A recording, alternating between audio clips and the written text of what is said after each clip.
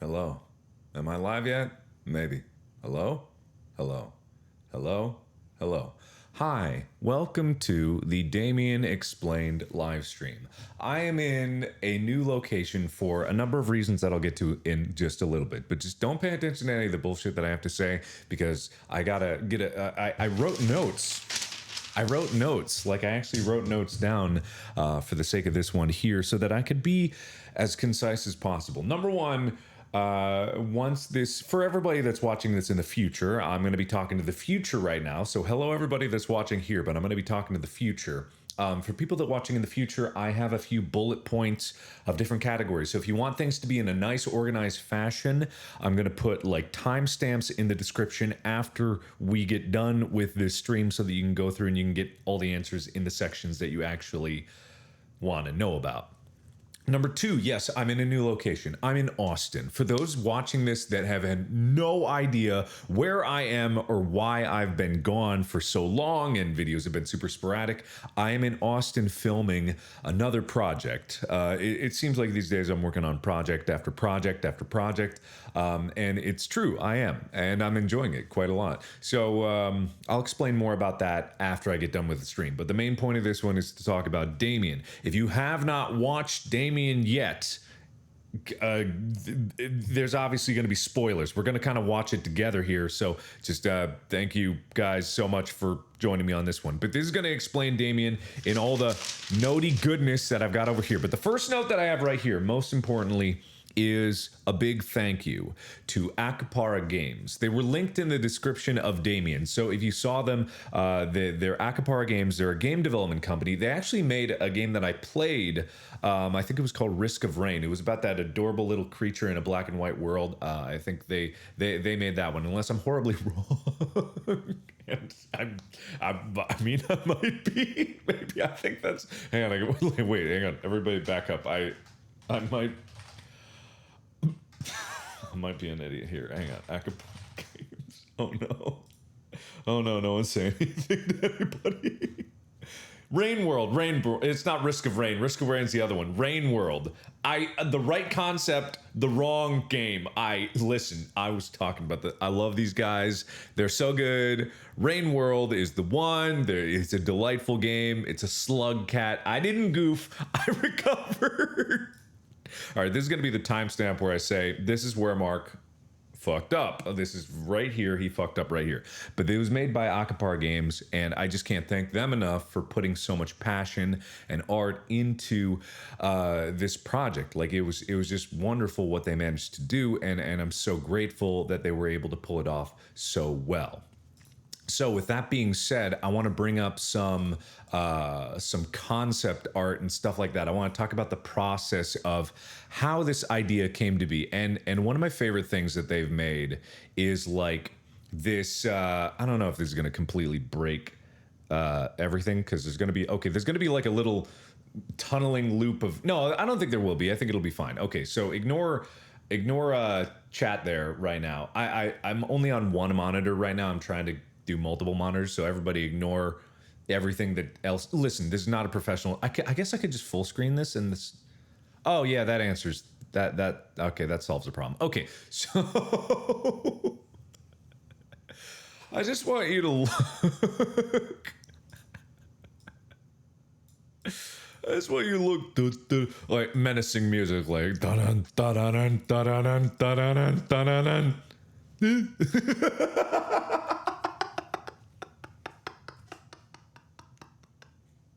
There's something about that smile. Someone, like, the meme, like, it's all started with that smile. That damn smile. just like that. It's something so cute and so surreal about that particular smile.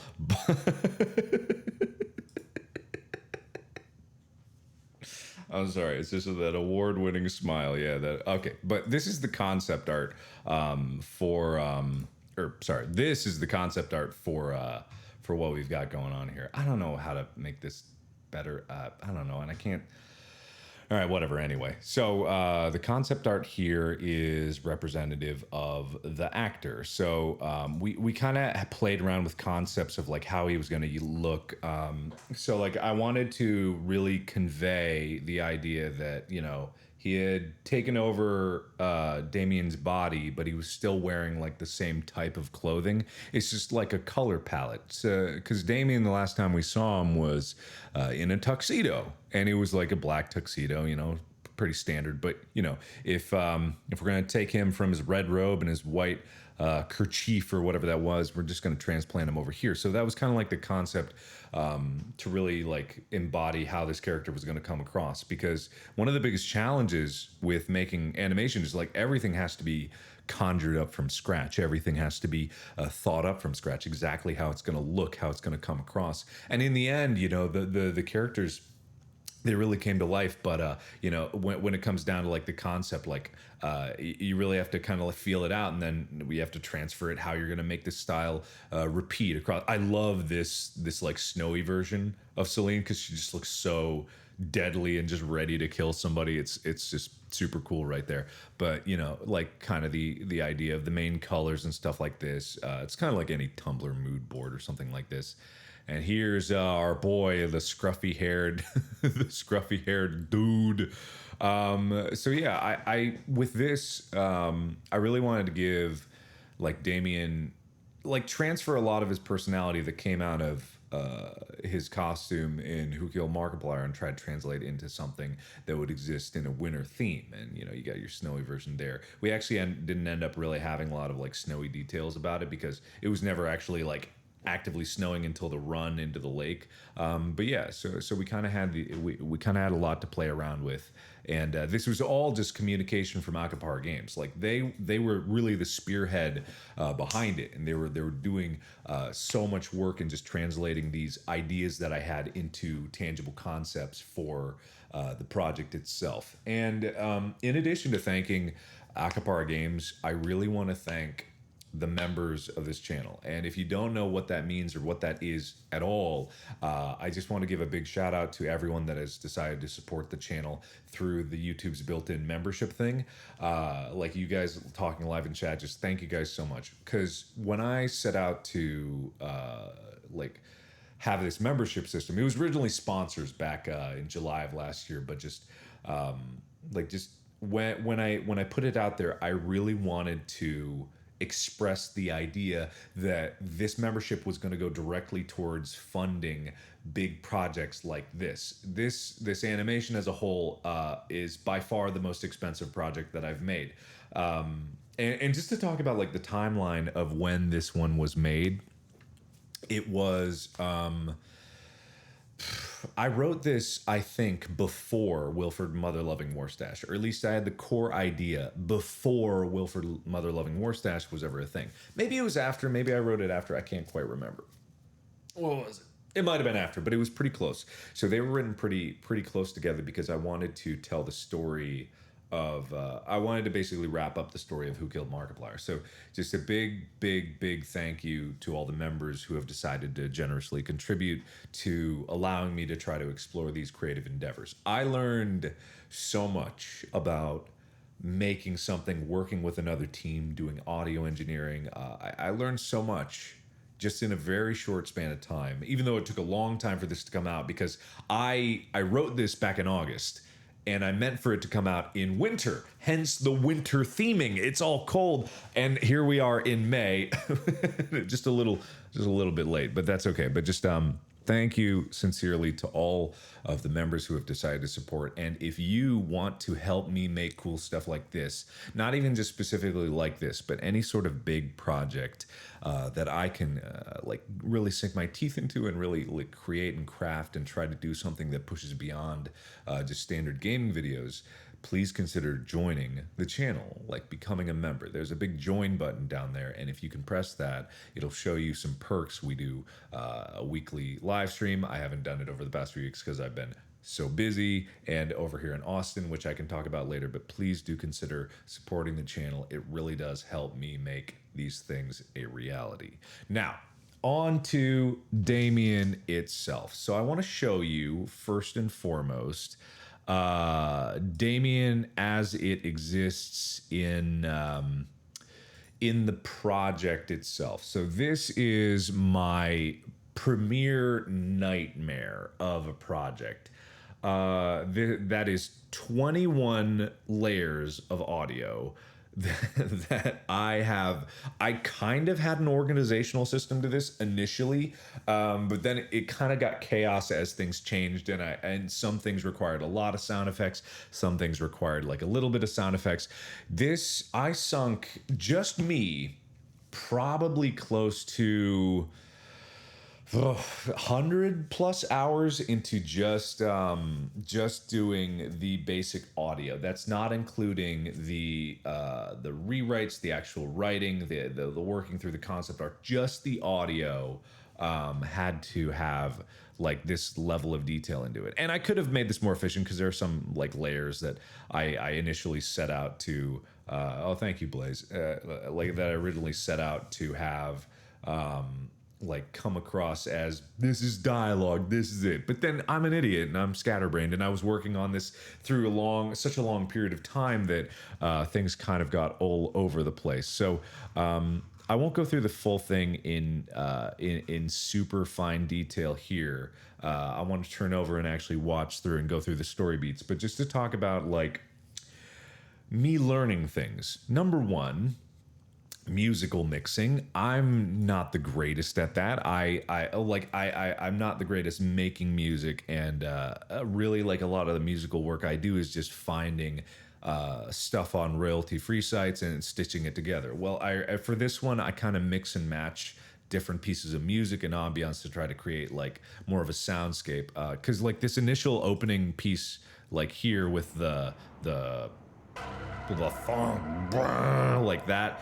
I knew I really wanted something that was going to really like punch in the beginning, because I wanted this to be like a more scary like video. Like if I was going to make a video about Damien and like the transition to Darkiplier, like I wanted it to be scary, and I wanted it to be something that was actually like really honestly horror themed. And so when it comes across, this is a single stem of a bigger song. I don't even remember what the full song is because I only pulled this part out of it. But just like having this, like this guitar or whatever it is, just like really like wailing in this slow tempo, like just it works so perfectly, especially for just like the like that. Yeah, it was just so cool. Like and I couldn't not do it. But here comes the big issue. Okay, like look me in the eye. Pay attention, everybody. Hey, stop what you're doing. Drop your pencils. Just imagine, ask yourself, everyone hold on, just imagine, ask yourself, really ask yourself, what does a tree falling down sound like? Really, really ask yourself, what does a tree falling down sound like? And this isn't a trick. This isn't like, what is the sound of one hand clapping? What does it sound like? What does a tree falling down sound like? You know what? I'll help you out, because I'm gonna go like tree falling down. If it's clonk. No, I'm not asking for you to actually spell out what trees falling down sound like. No, not oof, not whoomp, not snap. Not kaboom, not flonk. Nope, that's not. No, okay, that's not. You're close, but you're not quite there. It really, it's not. It's just. Oh yeah, that's what I like. Oh yeah, that's what I want. What is this?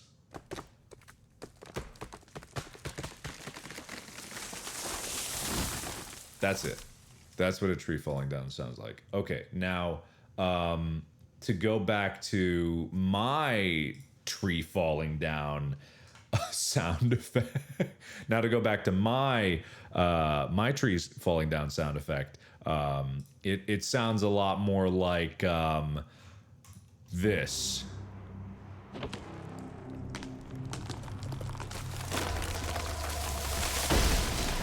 Here, let me actually isolate it. Just get the music out of there. So I really ignore the so what I really wanted, like, and what I learned is like when it comes down to movie sound effects and like cinematic stuff, you know, things never sound like what they actually sound like. You've got this which is a mixture of like a bajillion different sounds. Compare that to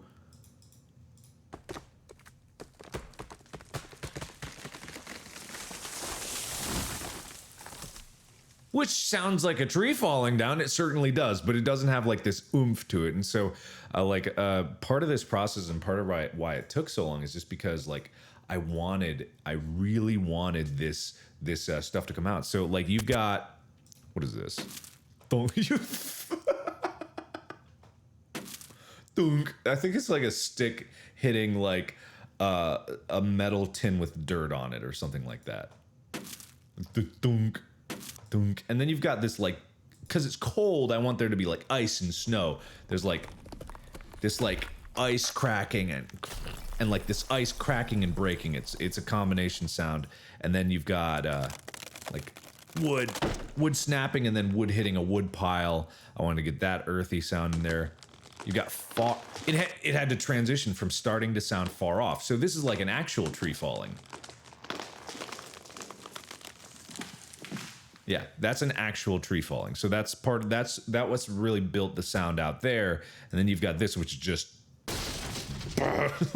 like by itself, it's just bonk. Yeah, it's just kabong.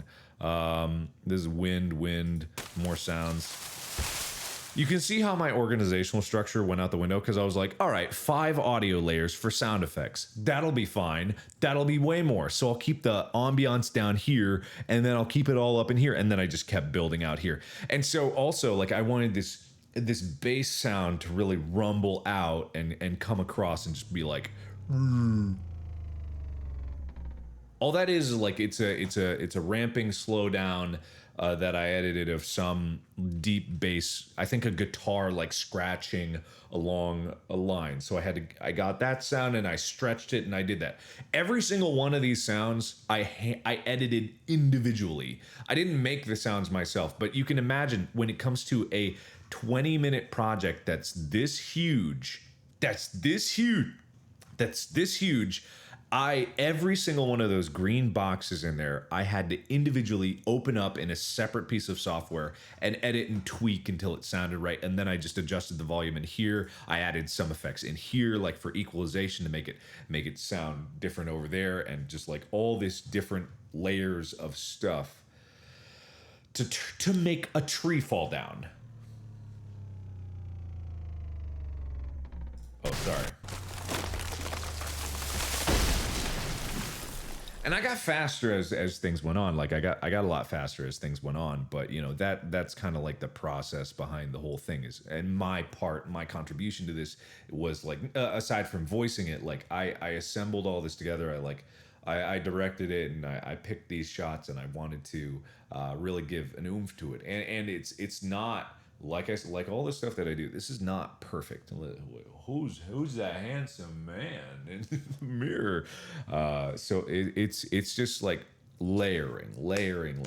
So if you're ever trying to get to a point where you're like, oh, this doesn't sound right, or if you're trying to make something that's not a fart joke in a YouTube video, you know, like layering is a big key of everything. Filling out the space of sound, imagining what things could sound like, and then like bringing that to life deeper. Like a lot of my god, the part in the middle when like you're going onto the to the lake here, and like just with the like trying to get the right sound of steps, because these are the steps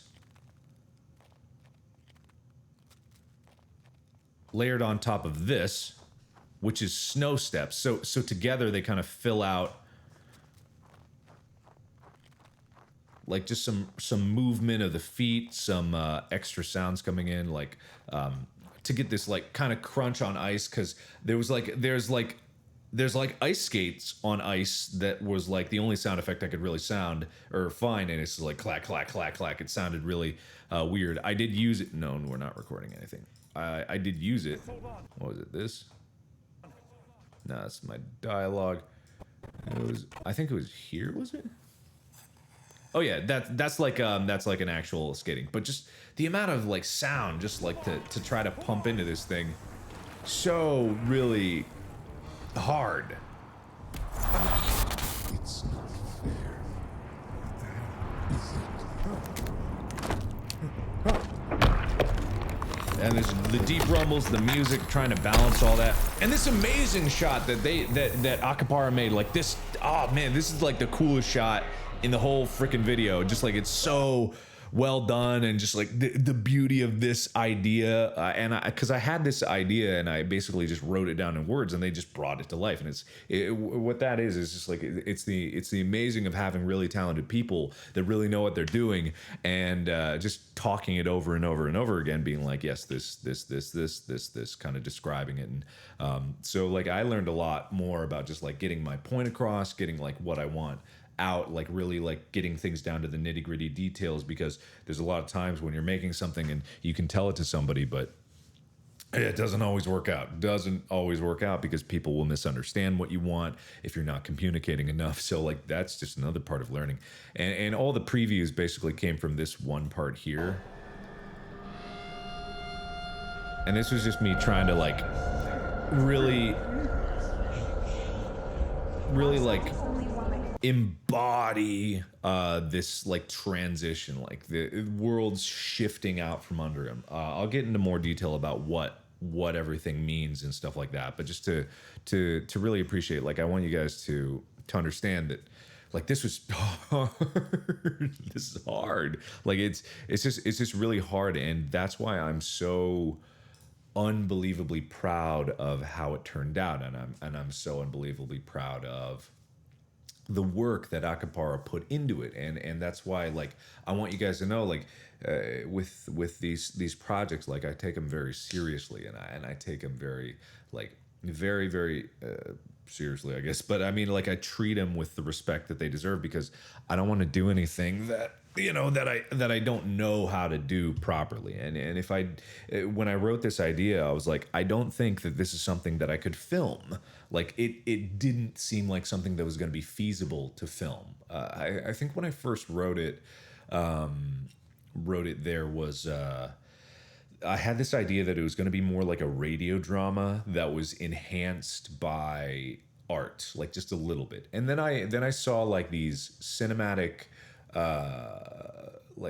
cinematics for World of Warcraft, like the I forget which one it was, but there was one where was it? Yeah, it was the Warbringers cinematics. So like these ones, I can't play it or else they'll copy strike me super hard. But you guys, the Warbringers one, the ones that were like painted kind of in the style that I had there. I liked that element of storytelling. The more animatic one, it's not full animation, but it's still animation in its core. It's still able to convey motion and tell a story and really like show something progress through time. And like it's just really cool. Oh, also thank you everybody that's so much that is joining as a member. Like really, thank you guys so much. It really means the world that you guys are willing to support more stuff like that. And like it's just crazy to see like how far this has come. I'm in Austin and I'm working on for those of you who don't know, the cat's out of the bag, a project called A Heist with Markiplier. Supposed to be a kind of like continuation. It's an interactive story. I can't give too many details about it, but I sat down and I was in the office with Rooster Teeth. I'm working on it with Rooster Teeth, and I was just sitting there, and I was like, we were shot listing, and I stopped, and I was like, I remember a long time ago. I remember a long time ago when I first wanted to do YouTube. And I was like, I want to make sketch videos. I want to make sketch videos. I want to make like little short films. I want to do that. And I didn't even know how to hold a camera. I didn't even know the difference between a camcorder and a DSLR when it came to shooting video. I didn't know about sensor sizes, like ISO, like any of that stuff. I didn't know the first thing about an f-stop. I didn't know how to compose a shot. I didn't know about like how continuity worked. I didn't know how to carry a story through. And like here I am 7 years later, literally breaking down every single shot of this huge sprawling interactive story. And I just kind of stopped and I was like, I have so much knowledge in my head, and it's like I don't know where one point it ever came from, and it's just like a continual journey for 7 years that I've been trying to improve myself, and I've been trying to get better at what I do, and I've been trying to showcase my talents to the world, whatever those talents may be. And I kind of stopped and I was just like, this is really cool. This is really, really cool. And yeah, I just really am grateful that you guys believe in me enough to allow me to show you guys what I can do. So anyway, all that being said, I do want to turn you guys' attention to two different projects that Akapar Games made themselves. They linked them on their Twitter. They're two different behind-the-scenes videos that they made, and one is a behind-the-scenes of the characters that were made, and the other is a behind-the-scenes of the After Effects, how the After Effects really came about, and how they were able to transform these ideas and like the motion of these different scenes, and how they were able to turn them into actual animatics and like get the like colors to flow and stuff like that. And you can see, like, if you think the audio that I was working on was like intense, just imagine what it was like for the entire team drawing every single thing, like and they didn't even have to draw everything.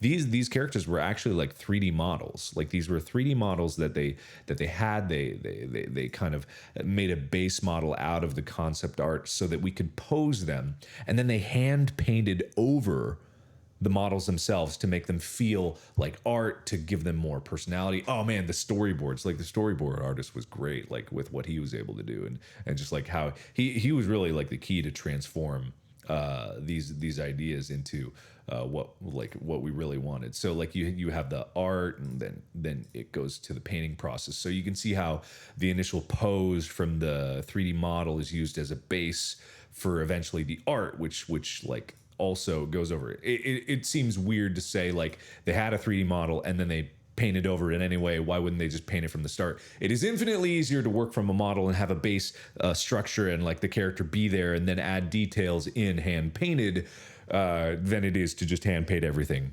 from the get-go. That's why that was done that way. Okay, so with all that being said, those links, I'll put them in the description as well afterwards. I don't think I put them in before, but they are over at Akapara's YouTube, which is just Akapar Games. You can go check it out over there, and then that's where you can see all that. It's not rotoscoped because the 3D models themselves can be placed with no background, so they can have transparency, so they don't need to rotoscope anything.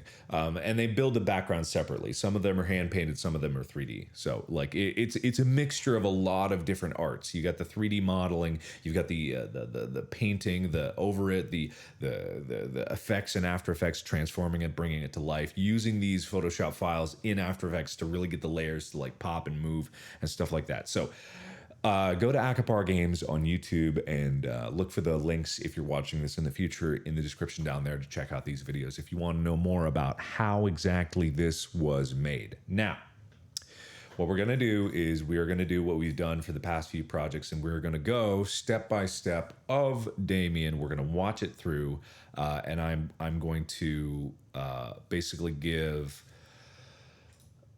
commentary and explain it as we go through it, and then after we watch through it, we will talk about exactly like all the answers to all the questions. I want to answer all the questions basically. So without further ado, we will begin momentarily.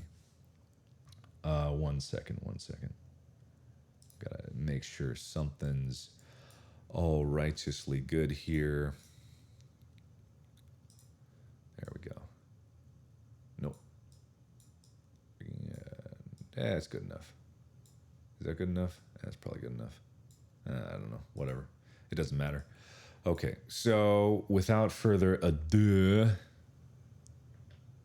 Oh, God, no. But that's fine. Is that fine? That's fine. Oh yeah, that's fine. Oh, that'll do. That'll do. Without further ado, here we go. And as you know what, actually, we did it half speed before, but I just because I love the video so much, I'm just gonna watch it at full speed. It's another watching party. Hee. It was so fun to see you guys' live reactions to this. It was the first time that we did a. All right, hang on. It was the first time that I've done a few premieres before, but it was the first time that I did a premiere, and I was really excited to see you guys' responses to it as it was happening. It was amazing. Like Amy was watching, I was watching. We were both on separate computers, so we could like look at chat, and I was chatting and just like, good stuff. Okay, anyway, so let's go.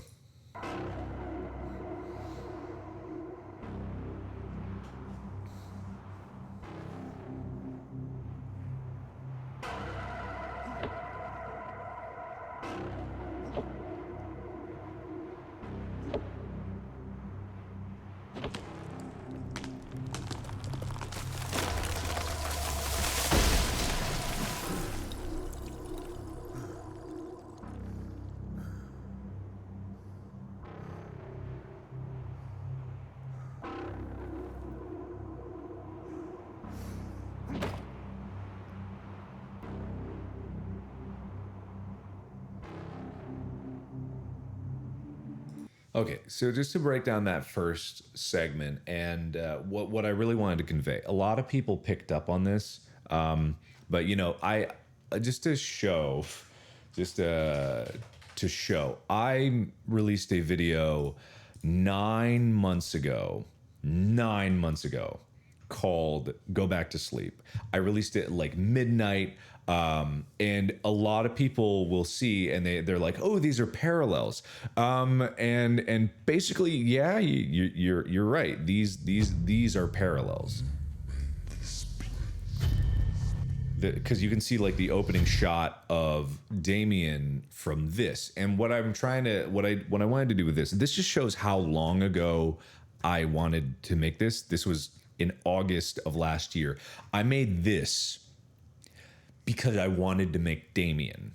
This was like my lookbook for Damien, for Akapara to take and be like, this is the mood I want. I made this like late at night just because I really wanted to do this. But yeah, this is how long ago I wanted to make this. And like, there's a lot of themes here that tie into a lot of other things I was connecting. Like the last shot of Damien, like with Celine there, that's what that's all about. You know, just generic stuff. Like it's the winter landscape. You know, the old wooden barn, shed, cabin, whatever you want to call it.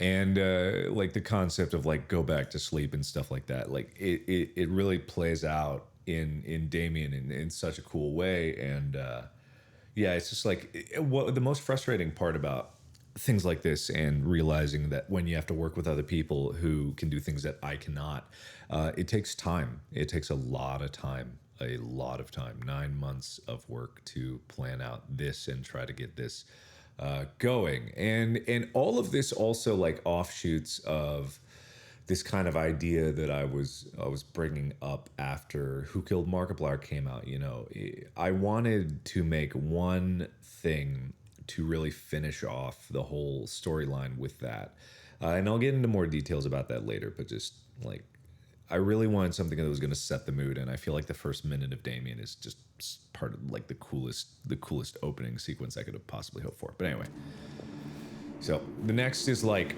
setting the environment. You get like the opening, like an establishing shot, and then you get the environment. This long journey back,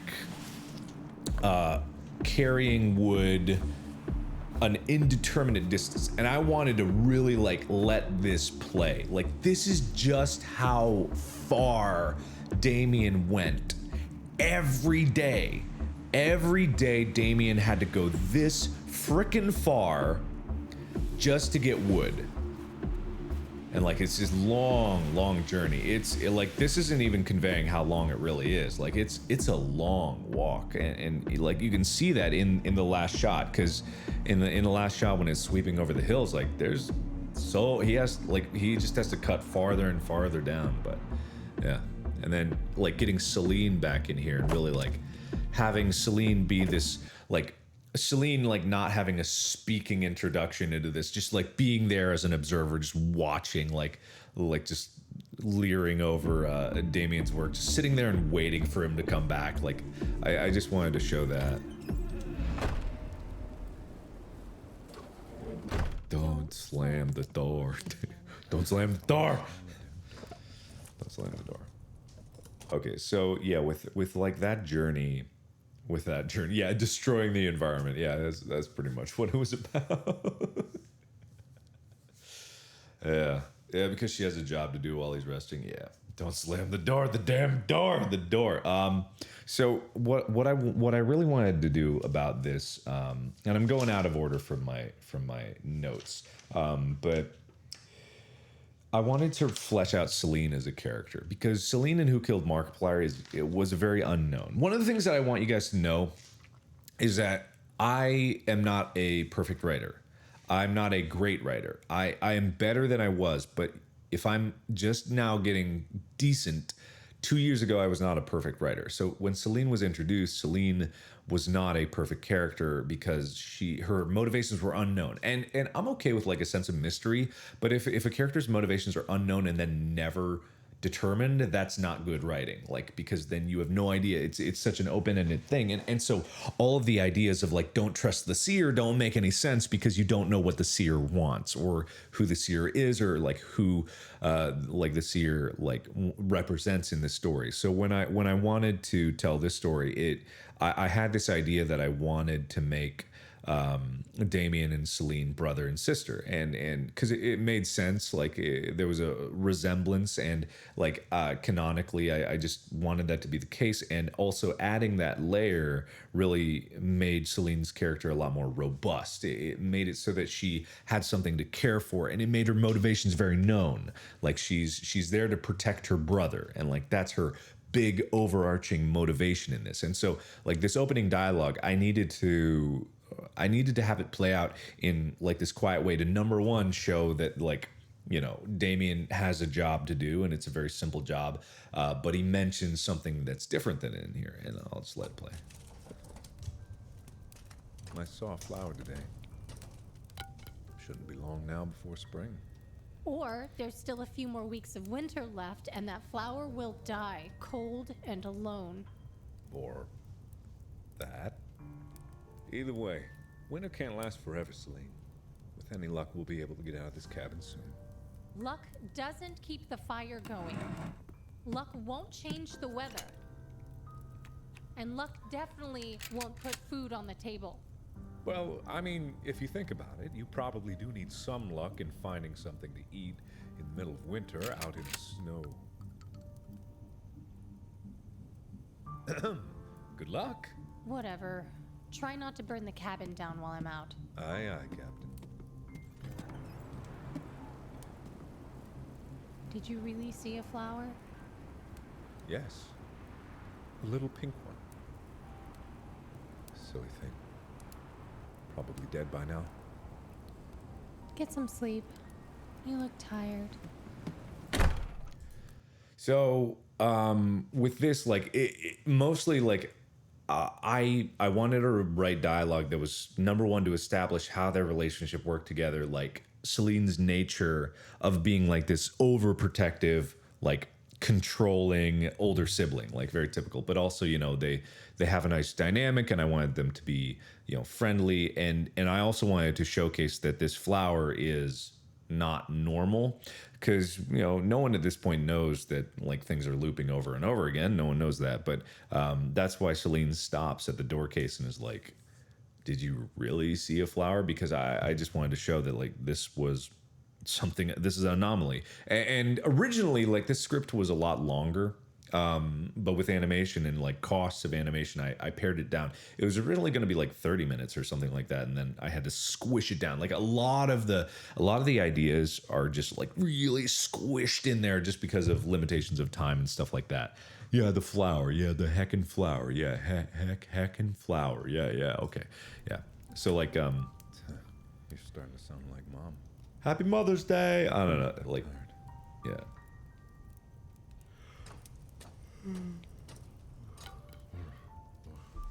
Okay, maybe I am tired. So Damien like suddenly gets tired. Like that's a point. Like he as many of you guys noticed, like he's just on a loop. He's in a loop. He's just looping over and over again. He's just he can't he doesn't realize it. You know, he thinks his dialogue was that winter will be over soon, you know. And as you guys know, when you've seen this at the end of it, like all those trees that are covering the hills are representative of like every day he goes out to cut a tree. Every tree stump represents a day. The trees just go on endlessly and endlessly out. So he's been in this place for an unknowable amount of time, living the same exact day over and over again, while Celine watches over and goes out at night to accomplish her business. And so like it doesn't matter like how many days. So everyone that's trying to count the number of trees, like that's not the point. It's all metaphor to try to showcase that he's stuck in purgatory. Like that's the idea of it. And so when he sees his flower, like this is the first thing that's changed. And so this scene, originally there were going to be three. Originally there were going to be 3 loops before he goes to the lake. There were 3 different loops there, and it was slowly building out of those loops, and there was one other middle scene in there. But for the sake of the story, I had to condense it and chop it out and then re-input those elements into other parts of the story. And it worked out. Huh. Well, you don't die easily, do you?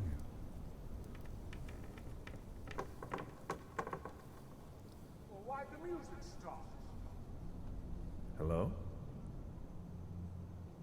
You What? killed people! So many people! Who's there? Hello?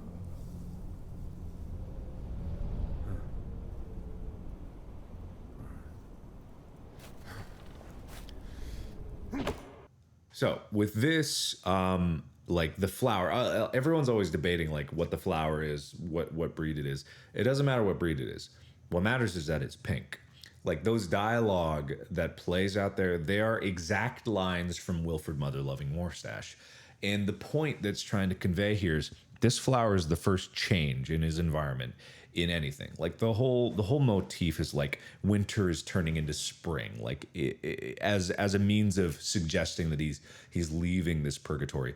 The reason that flower is there is moreover to the fact that Warstash is starting to peel back the layers that are like covering up this world, and he's starting to crack like the code of the Matrix. He's trying to like get behind he's starting to get behind the scenes, and he's starting to spread out.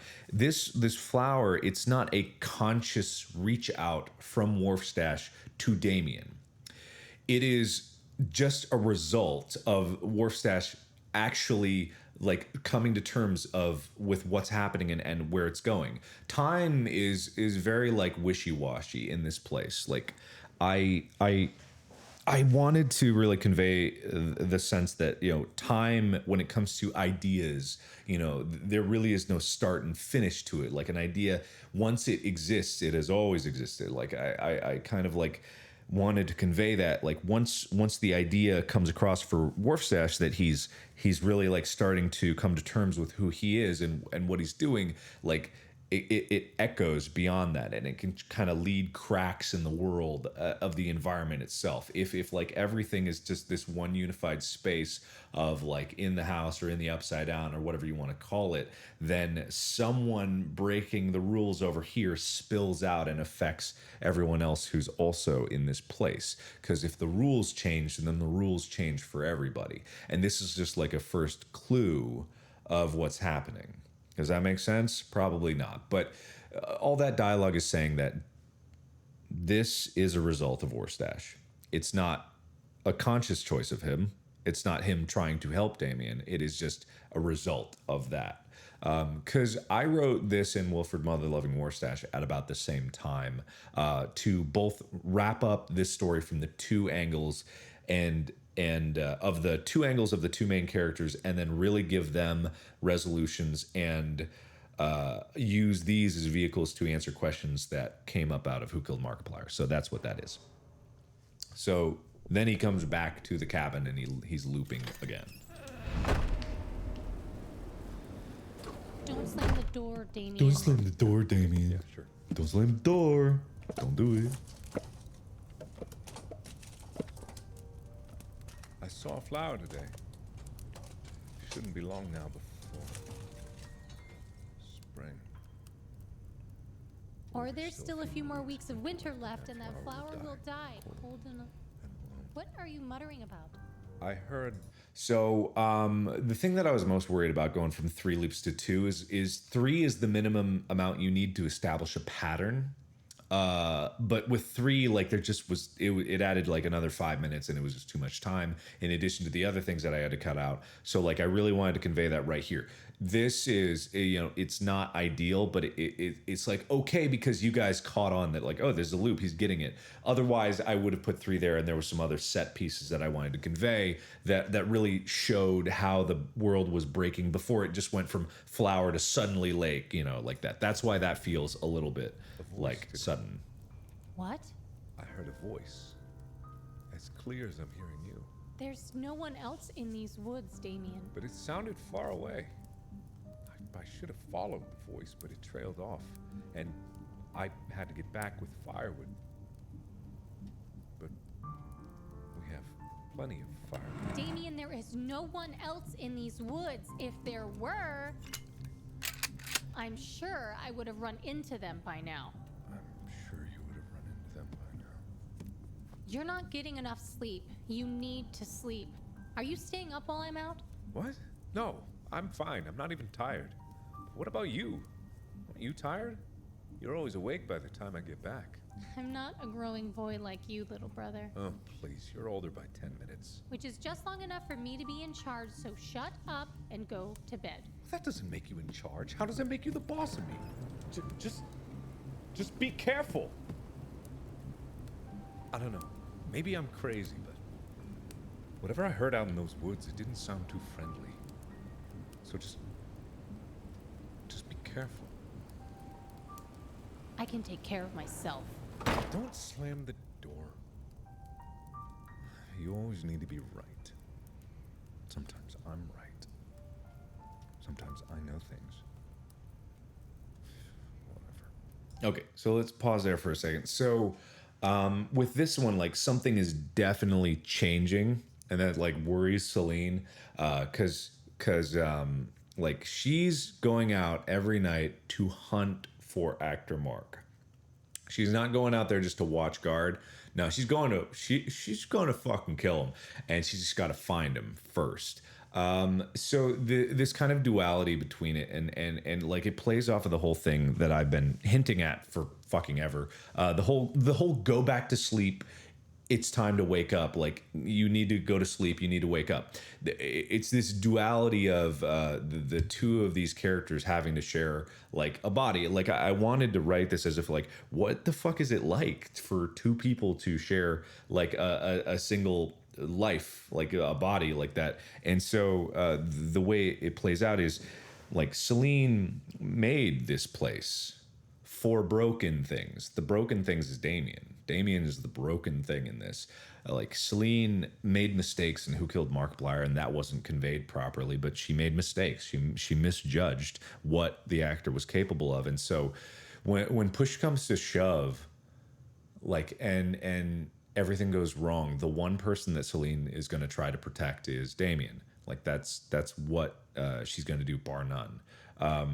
Because like it's the one thing that's important to her, and that's why I wanted to flesh that out and like really establish this relationship. Like it's the motivation behind it. She would do anything, literally anything, to protect her little brother. Like that's really what I wanted to convey across that and that point here. So when she goes out at night and he needs, like, you need sleep, this is the point. The only reason that Damien is able to stay alive in whatever sense that he is alive, like his spirit or whatever you want to call it, like the only part of him that is able to stay alive is if he sleeps. So when she's saying like you're not getting enough sleep, you need to sleep, is like you absolutely need to sleep while I'm out, because that is the only way that you can stay yourself. Makes sense, yes.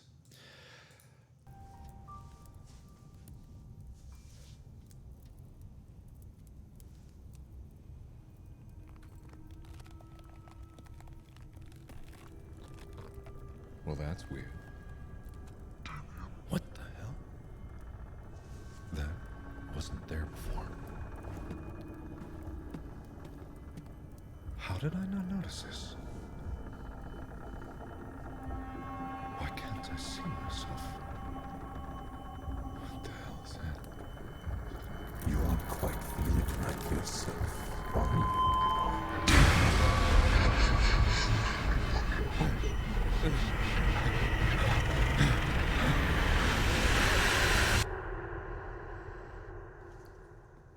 It's time to wake up, Damien. Okay, so like I said, this was originally 3 scenes instead of just the 2. But what I wanted to convey is, like, because Wharfstash is unintentionally breaking the universe that they're in, Actor Mark is able to take advantage of that. These are not connected different things. It's not deception on the part of Actor Mark for this to happen. That's why, you know, they say in improv, like, why is this day important? This day is important because the change started now. Everything up before this was stagnation, looping over. You wanna think about Damien going out to cut wood every day and perform his useless task of nothingness. Celine's task at night was her useless task of nothingness, of trying to find the actor and never succeeding. So she also is stuck in a loop of her own making, because Celine's not the master of this world that they're in. She is just able to do, she has power, so she has some control over it. She's not like in control. I don't think anybody actually is in this.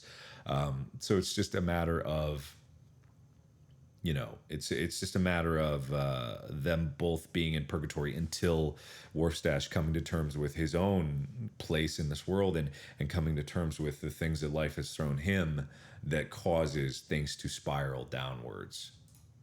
What? This doesn't make sense. Am I dreaming? Celine. Is that you? Celine! Celine! Celine! Where are you? Where are you?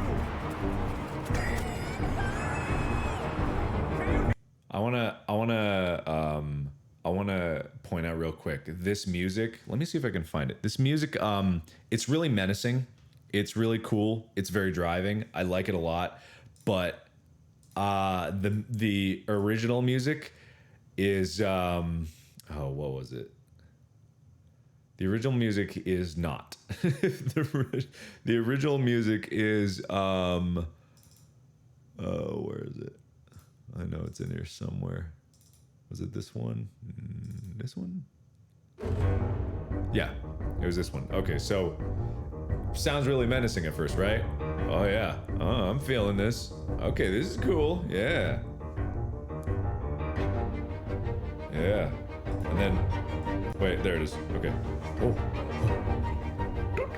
Like this flute comes in. And just like totally robbed all the momentum out of this moment because it's like this really cool driving music. Oh yeah. Oh yeah, fuck yeah, man. Oh, hell yeah. And then like, I was like, what the fuck? This is such a good piece. And then like later on in the song is called Are We Being Followed, by the way. And this nice part here, which I liked, this is good because it's very. This is when he's in the lake and it's like I toned it down a little bit. It's a little too like elvish, like, and then it gets back in here, but you can hear the clarinets.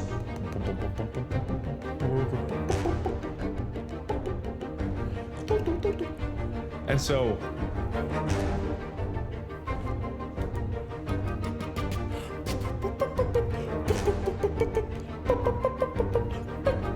And it's just like, and it was so weird, like just to be like, the choice to add a flute and like some woodwinds. I got nothing wrong with a flute. Flute has its place. This piece, great without a flute. Just like, it's just like, without the flute, it was like so much better. I don't mind a flute. I mean, if you play a flute, I'm guessing that you already understand that you're a nerd. Like, I get it. Certain people are gravitated towards dumb instruments. I get it that you're not cool enough to be a trumpet player, so you have to be a flute. I get that. I understand there are the type of people that have to endure that kind of life. I would never judge someone for making the terrible choice of playing the flute. I get that. That's fine. And I get it, to each their own. To every person is their own person. And I am not that person because I'm just too awesome and I play the trumpet. So, yeah, anyway. So, but, you know, that's just where everything is a little bit off there. But I just wanted to talk about that for a second longer than I needed to.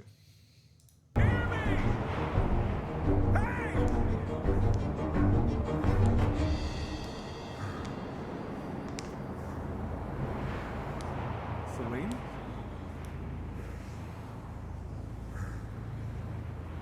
Celine?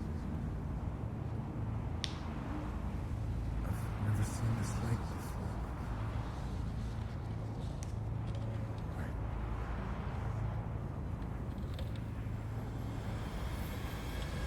Celine. Oh, also, not everyone caught this, but you can see the shadow of a figure in here. Like, that's why he makes the snap judgment to the feet. But, you know, some people are confused. Celine! Celine! Hold on! Don't worry. I'm almost there. Hold on. Just a little bit longer. Just Really, a little it bit adds longer, to it, Celine. doesn't it? Can you hear me? Celine! Celine! Just hold on. I'm almost there. Hold on. Hold on.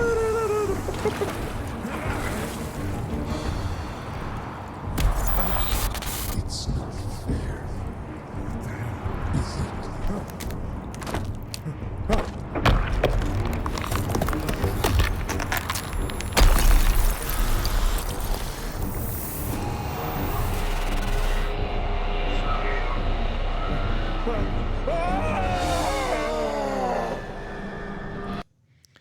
Yeah. So, yeah, it's just pretty straightforward. This scene is just like he's led to believe that Celine is in the water.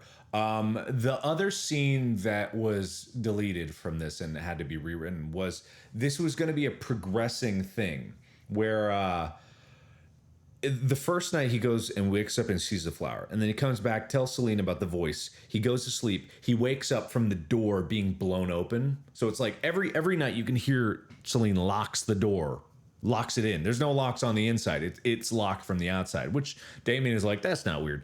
But she locks the door. And so the deleted scene was going to have the door blow open and him go outside and hear Celine call for help. And so it was going to be a progressing thing where he goes out a little bit. He got lost in the storm and he woke up in the day in bed and Celine's there because she dragged him in from being out in the snow. And there was going to be more dialogue. There was a lot of dialogue that was put into the second segment with the voice that would have been put in like in the next loop back, because then it would have been like at night he woke up and looked in the mirror and saw that. But it's fine this way. Like it's totally fine the way it is.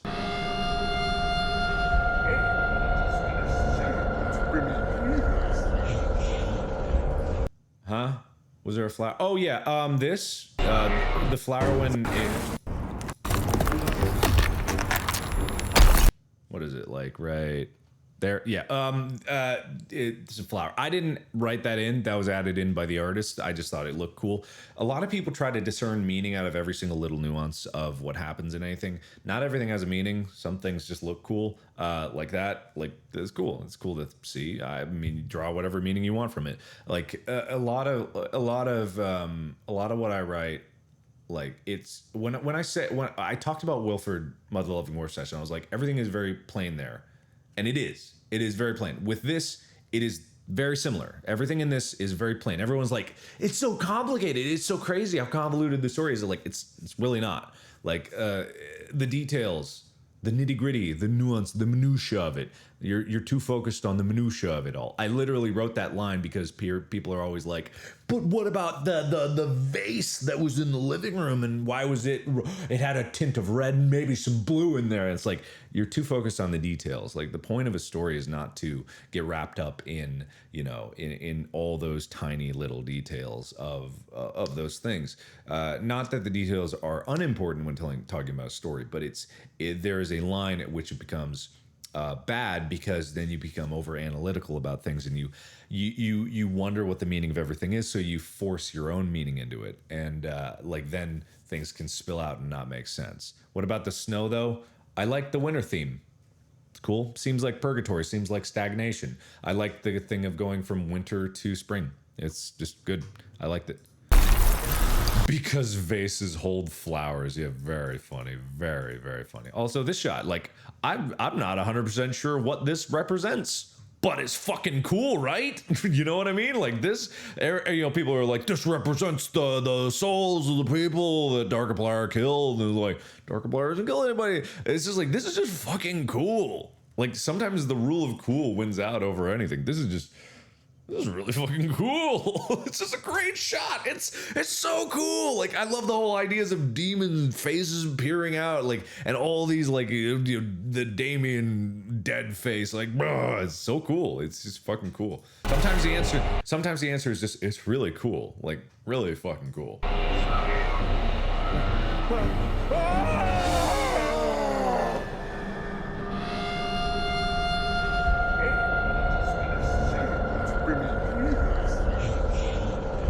Mark's not the only one that can use this place to his benefit. No. Don't let anyone ever. So with the voices, like I wanted something to really like fill the space of this. I didn't pick anything specifically because of story beats. I picked things that sounded interesting, like that would be visually engaging, or auditorially engaging. The point is that he's hearing things behind the scenes, you know, behind the curtain. You're peering behind the curtain. You can hear, if you're on a sound stage and you walk down behind the scenes, you'll hear people doing their scenes and telling their stories and acting out their stories behind the different stages. You're just hearing echoes. These are all echoes, just echoes. Doesn't mean anything specific, but this is what I mean when people focus on the nuances. People worry about what the voices are saying. They're not worried about why you're hearing voices. That should be the question in people's minds with a lot of like these things, and not just what I do, but in stories in general. It's not about the details of what the voices are saying, but just stop and ask, why are there voices in the first place? That's the question to really ponder. Like, why would there be voices here? Like, people automatically, they skate right over. They're like, oh yeah, of course there would be voices in that void. That would make total sense. I've been in voids before, and there are always voices just chitter-chattering. Like, no, why? Why? Not what, why? Not what did he say? Analyze the audio. Like, why? That's the question, yeah. Damien, you are a hard man to find. What? Who are you? Where's Celine? Now there's a hard woman to avoid. So I want to before I'm gonna let this play a little bit, but just to preface is about the actor. It was really fucking hard to voice two different characters in the same goddamn scene and have them sound at least remotely different. And I think I pulled it off pretty well, because like I wanted originally, like I was doing a more like, "Oh, you think that you could be," and then I was like, man, that doesn't sound right. So I thought about what I sounded like when I first started YouTube. You know, hello everybody, Markiplier here. You know, a higher like timbre to the voice. So like, and then I made him really sing song, like, Damien, you are a hard man to find, like really sing songy, and I think like it came across really well. Like I really loved doing the lines. Like I fucking loved doing the lines just because once I got the groove of it and I was like, I picked what I wanted that to be. I was like, duh, this makes sense. And then I was like realizing that Damien was just like very wooden in his lines. So I was like, all right, let's try to do. Then I redid all of those lines, and you know, it was just like it was really cool. Anyway, If you did anything to her, I will. Easy there, cowboy. I've done nothing to her. I don't even think I could. That woman would carve my heart out and feed it to me if she even saw me. What? Then why am I here? What do you want from me? Oh, Damien. Oh, my poor sweet Damien. I've come to apologize. Do I know you? Of course you know me. Dare I say you probably know me as well as you know yourself. Sorry. Bad joke. Couldn't help myself. I know you. Oh, come on, Damien. Shalene really did a number on you, didn't she? Mark?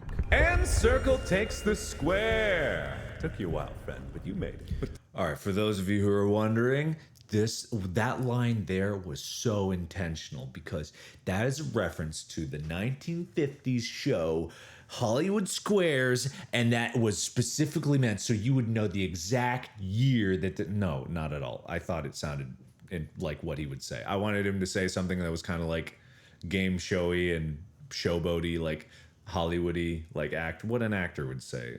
You're not going to say like, hey, you got it right, you know, and circle takes a square. Fucking I don't know, I just thought it sounded cool.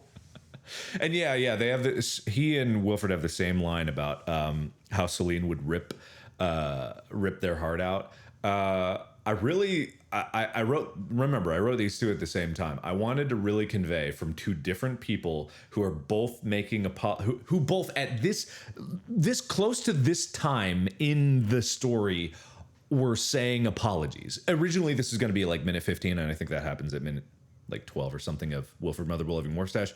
They're both. It's very similar in the way these two confrontations happen. Like with the detective and Morstache. Like they're having a very similar conversation with Damien and the actor, but it's just they're different people. So like these reasonings and these things playing out, like happen in different ways just because of who they are. Like the Wilford, like he's like I'm sorry, and just really fucking actually gives an apology because he legitimately is sorry and he's a sweetheart and a murderous psychopath that he is. But it's just like he's just like. He really apologized, and then the actor comes. He's like, "I've come to apologize." Doesn't ever fucking apologize. Like that was intentional. Like I've come to apologize, and then never ever apologizes. Yeah. Anyway, This doesn't make any sense. We were just at your party, and then we were, and then you and Celine. Whoa there, easy boy. I'm gonna I also wanted him to be just so fucking condescending, just like, "Whoa, easy boy. All right, come on, chum. All right, kid, let's sit down a little bit. You're just being silly." stop you right there because I just don't have time for the whole catching up thing. No, you need to answer me. How did I get here? Where even am I? Whoa, hold on. Okay, all right. I'll just summarize. And it's best summarized by saying that mistakes were made. Plans weren't exactly properly executed. The right people started pointing fingers at the wrong people, and a good night with some good friends may have taken a wrong turn at some point. And okay, I may have made a deal to possibly make sure that a certain lady couldn't go around breaking anyone else's heart ever again. But that was doing everyone a favor. But that's all in the past. What matters now is moving forward. And oh, how beautiful the future is gonna be with you. So I want to point out something. This is the very first conversation you have with the actor. Literally, think about it.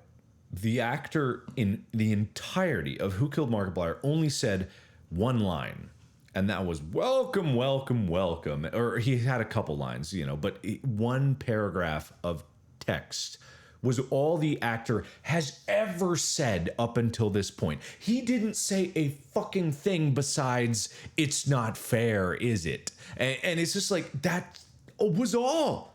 That's all he said. That's all he fucking said. That's all he said in the entire series. This is the first time he's talked. And one of the things that I haven't looked at my notes at all, but one of the things that I wanted to put across very clearly is something that I said a long time ago, and I still stand by it. If something is not on the screen, implied in some way, shape, or form, it is not true. You can infer truths, but by true, okay, forget I said true, is not inherently proven. There we go. It's not proven. If it's not on the screen, if it's not said implicitly, if it's not directed in there, I firmly believe in a story it is not provable. It's not proven true. That's why I said at the Who Killed Markiplier stream 2 years ago that when I said I would have liked Damien and Celine to be brother and sister, but it was never ever proven. They never said it, they never mentioned it, no one inferred it, there was no suggestion of it happening in that series, so it wasn't provable. Him going through this summary is proof of his crime, of what he orchestrated, all the things he did. His explanation, his motive is in this dialogue here. This is just him saying exactly what he intended to do, Exactly properly executed. plans weren't exactly properly executed. I planned this that I'm saying afterwards, but he said before it didn't go how I wanted it to go. And what he wanted to happen, happened only halfway through. Yeah. It's all in the past. But that's all in the past. What matters now is moving forward. And oh, how beautiful the future is gonna be with you. I just love delivering these lines. Can I talk about it? Can I just say that? I love it. And oh, how beautiful the future is gonna be with you. Just having, as soon as I went back and I was I decided on the sing-songy higher kind of voice with a lot of low undertone effects, it really just, it breathed, it lived, it moved. It was so creepy. I hate the trope of video game villains and the big baddies always being you wait hang on, what is my preset here? Which one is it? This one? You will die a million deaths, and I will shit on your grave. I'm evil. And I'm I hate the trope of that being the case for all things, because I feel there's so much play in different types of menacing, and just I love that. So anyway. You murderer. Oh, please. You sound like that idiot detective. Come on, you're better than that. I don't need to hold your hand through all this. Through all of what? Oh, some people are saying you sound like that idiot detective. It's just because he does. The detective was screaming murder back in the mansion too, and Who Killed Markiplier. So just leave me alone. You don't realize this place is a dream, a never-ending starring role as the hero. But what is a hero without a villain? What? A villain. Every good story needs a villain. You honestly think that you're the hero in all of this? Well, of course I am. Who else could I possibly be? My humble upbringing, my tragic backstory. There's no other role for me to play. You're out of your mind. Oh, and you. You are going to make the perfect villain in my story. So what I wanted to convey with this is like the same thing I said about Celine. Like Celine needed to have motivation, to have like a character, to have like a drive. I can't just say that the actor wanted revenge without painting the idea of what kind of person the actor really is. Like he's in this world where he gets to play out the leading role of any story he wants. It's perfect. It's beautiful. Like he can't imagine other people not loving that. He can't. He thinks he's doing Damien a favor. Because he's like, you get to be part of my story. You're so lucky. Can you believe how lucky? And you'll be great at it. You're going to be great. Like, wait, he didn't have an accent like that, but whatever. Like, you're going to be great. Yeah, I kept like slipping in, but just like he's a narcissist. He's just a narcissist. He's so much a narcissist. He's so up his own ass. He can't even imagine that he's wrong. I have this big it's kind of like evolved over time, but I have this belief that nobody is fully evil or fully good. Like the whole concept of a villain and a hero, that's all just stories. That's not real life. Like there aren't real villains and real heroes. There are just people, some of them who believe like are empathetic and like can help other people but have less selfish qualities, and there's some people that see everyone else as the villain. Like the true villain is the one that has the most enemies. Like it's just like when you see the world as everyone's out to get you, like maybe there's a reason why everyone doesn't like you, and it's like it's just this concept that like no one's truly fully 100% evil because they're only pursuing what they think is best for them. But some people go about it in a really dick way, like a really dick way. And so with the actor, like the reason he thinks he's the hero is because from his perspective, he is. From his perspective, everyone else is the villain in his story. Everyone else did him wrong. And like if you put yourself in his shoes and you look out and you get this warped narcissistic sensibility about, like, imagine you were as self-absorbed as this, like you could see how he truly believes that everyone else is out to get him. And so like this is what I wanted to like convey with like his narcissism and his like demeanor and why he thinks he's actually the hero. Yeah, sure, that makes sense. Well, you can tell your story all you want to the other prisoners. Oh, come on, Damien, let it go. Oh yeah, good point. Mr. Rogers was sweetheart. Absolutely. I lied. There are heroes, and Mr. Rogers is one of them. Always the righteous crusader, pure as the driven snow, acting like you're the only one without blood on your hands. You stole everything from me. Well, you wouldn't even have anything in the first place if it wasn't for me. You took our lives. You betrayed me. You betrayed William. You even betrayed Celine. Well, maybe if Celine hadn't run off, then we wouldn't be here right now. You were never good enough for Celine. I gave up everything for her. But that's all in the past. So with this, my favorite sequence of the entire fucking thing, like my favorite, the artist did so good. Oh, hello. Oh, thank you so much. Thank you. Perfect. Amy delivered painkillers. I've been rock climbing a ton, and my back has been so sore. Like I've got this big old knot in my back, but Amy brought me the sweet elixir of painkillers. There we go. Big preach to Amy over there. All right, so what I was saying, oh yeah, the animators, like, just my absolute, let me just put it on mute for a sec, just like my absolute favorite part of this, like, because like you just heard what I talked about his narcissism before. Like this is his narcissism just spilling over, because he's like, he is saying like, you wouldn't have anything if it wasn't for me. If Celine hadn't run off instead of, maybe we didn't have a good relationship and she like, no, she ran off. Wilford stole her from me. Like, this is the first time we're actually hearing this. Like, because this is things that I've talked about before, but this is the first time he's hearing this. And just, I love the fucking faces. Like, this guy is so creepy. It's so creepy.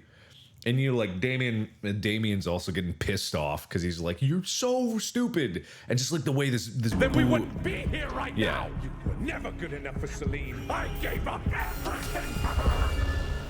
And he really thinks that. He really thinks he sacrificed everything for her and the reason he says that is because his career tanked after she left. He gave her all these, like this house, the money, he gave everything for her. And when she left, he lost everything. So therefore it is her fault. Like that's his like mindset. That's his idea behind it. Like he's so in his own head about what happened here that he's just like, he's just this broken thing, but he's fine. Like he's gracious because he's willing to move on. Like that's what this next part's about.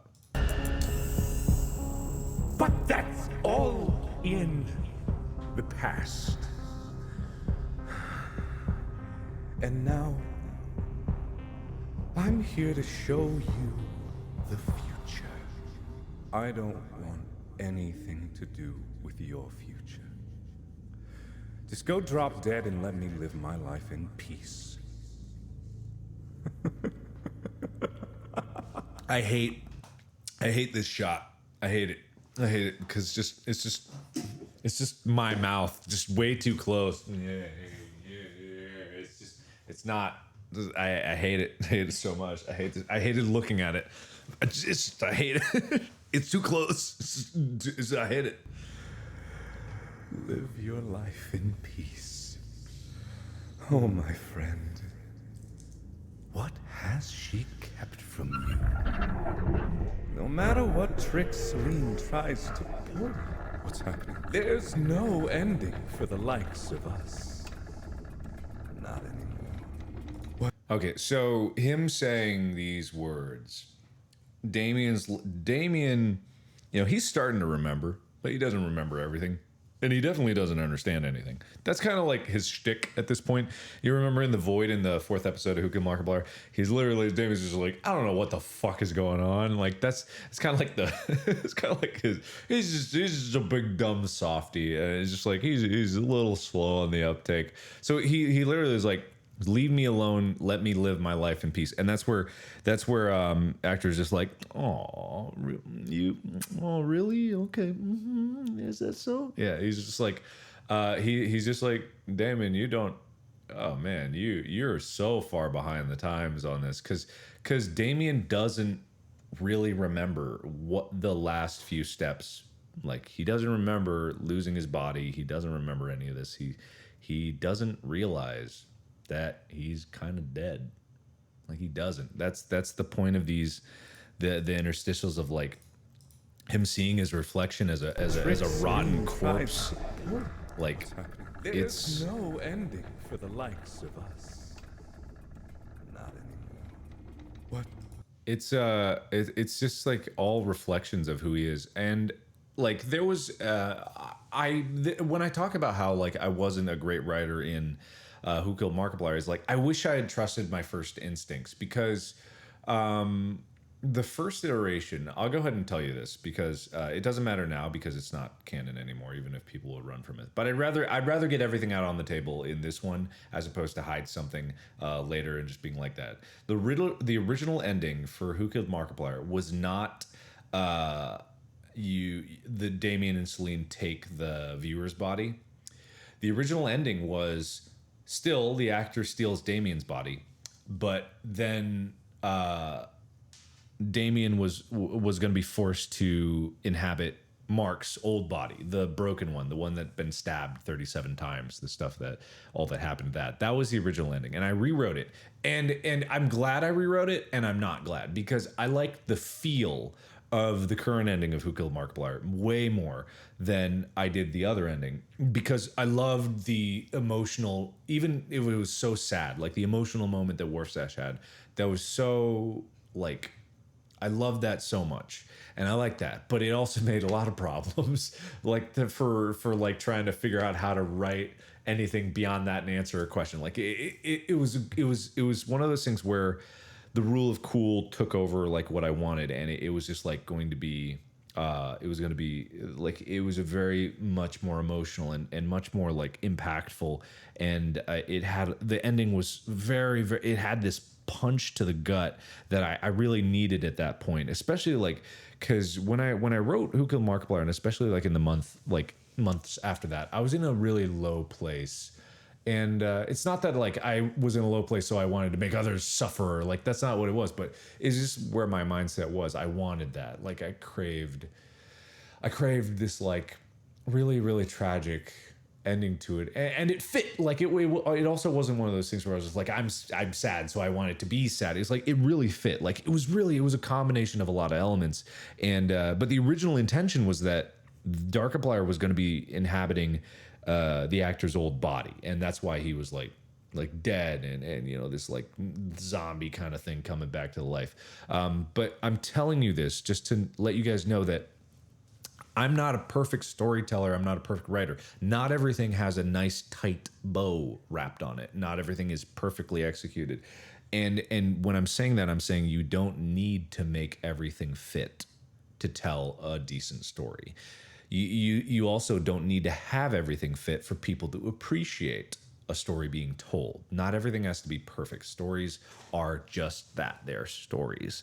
And so when it comes down to this, and Damien being like in this limbo state of purgatory of death and not death, being kept alive by his sister doing God knows what to try to keep him alive, like that's really like where it's starting to come to, and it's where like Damien's starting to like get this realization. Like, and let's keep watching so I can give more context to what I'm saying. What have you done? Oh, friend. Like I said, I've done nothing. But in this place, I'm gonna make something beautiful. What the fuck? Beautiful. What the fuck? Really? What is the YouTube? Something beautiful. Did you really? Oh my god, YouTube fucked up the rendering. They do this sometimes. Oh yeah, yep. Look, they insert frames that are. That's you sack of shit. I just so. It's probably because I premiered it and fucked up the rendering of the video. Whatever. Okay, whatever. No one noticed it, so they just inserted some frames that weren't supposed to be there. It's nothing. Damien, it's time to wake up. Okay, before we get to this really fucking cool part, like I said before, with the it's time to wake up, stuff like that. It's just like, you know, go back to sleep. It's time to wake up. The actor wants more characters in his story. He wants this villain, like, so, and he knows, like, and maybe he doesn't know. Maybe it's just like convenience of plot for the sake of my own ego for writing. But just like this counterpoint of like, go back to sleep, wake up. This confusion of what you're supposed to do. It's kind of just like representative of Damien, like not knowing what to. People, what are people? People just keep telling me what the fuck to do. When do I have a choice in this? You know, people just keep telling me I need to go to sleep. You need to wake up. Like what? Like when does Damien get a choice in all of this? Anyway, but this, I love this part.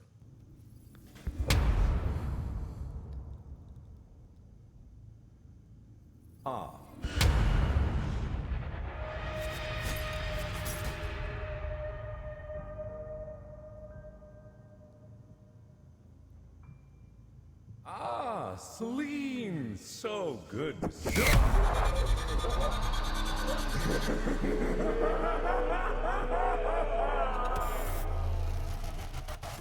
So I fucking love that part because here's the reason I love it.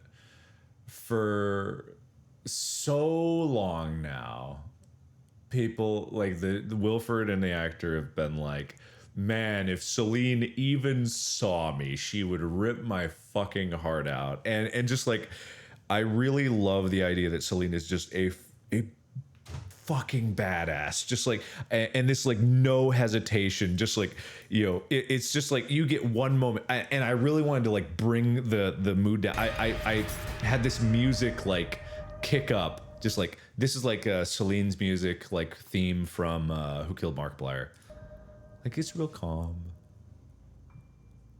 Ah, Celine, so good. And it's just like no hesitation, just like and like she sees target, she kills target, like that. She's been looking for the actor for so long. She knows exactly what she was gonna do. Like it's just like I just love that so much, and the way that they portrayed this, the artists like portrayed this, just fucking love it.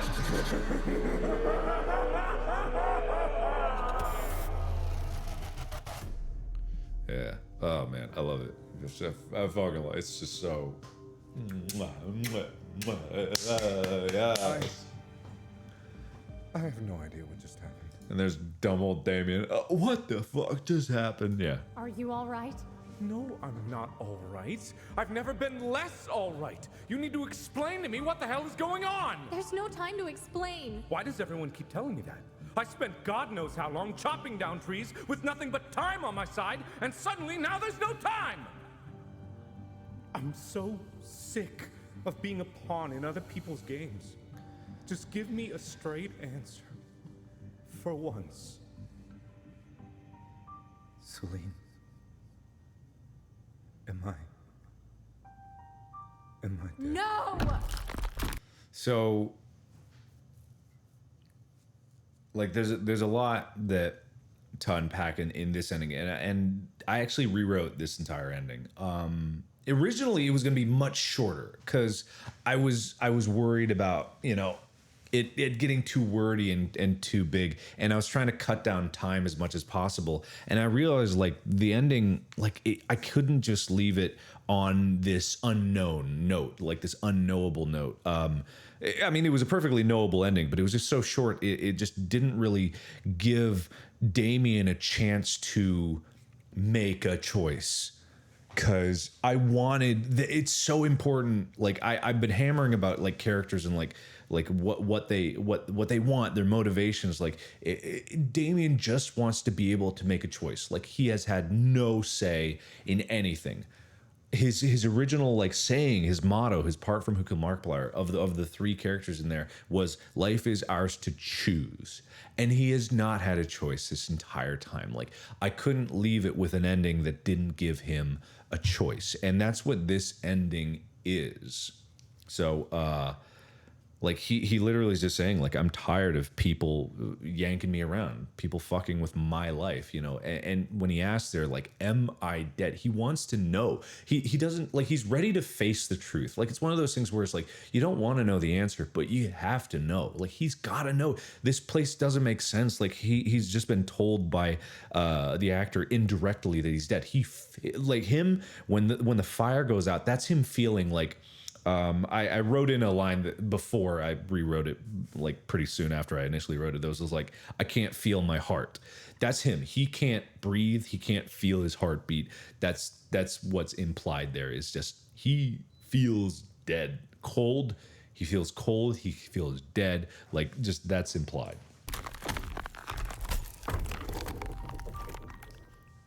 No. Celine. I'm so tired. Everything I've done to protect you. But I was too late. Too sloppy. He's undone everything now.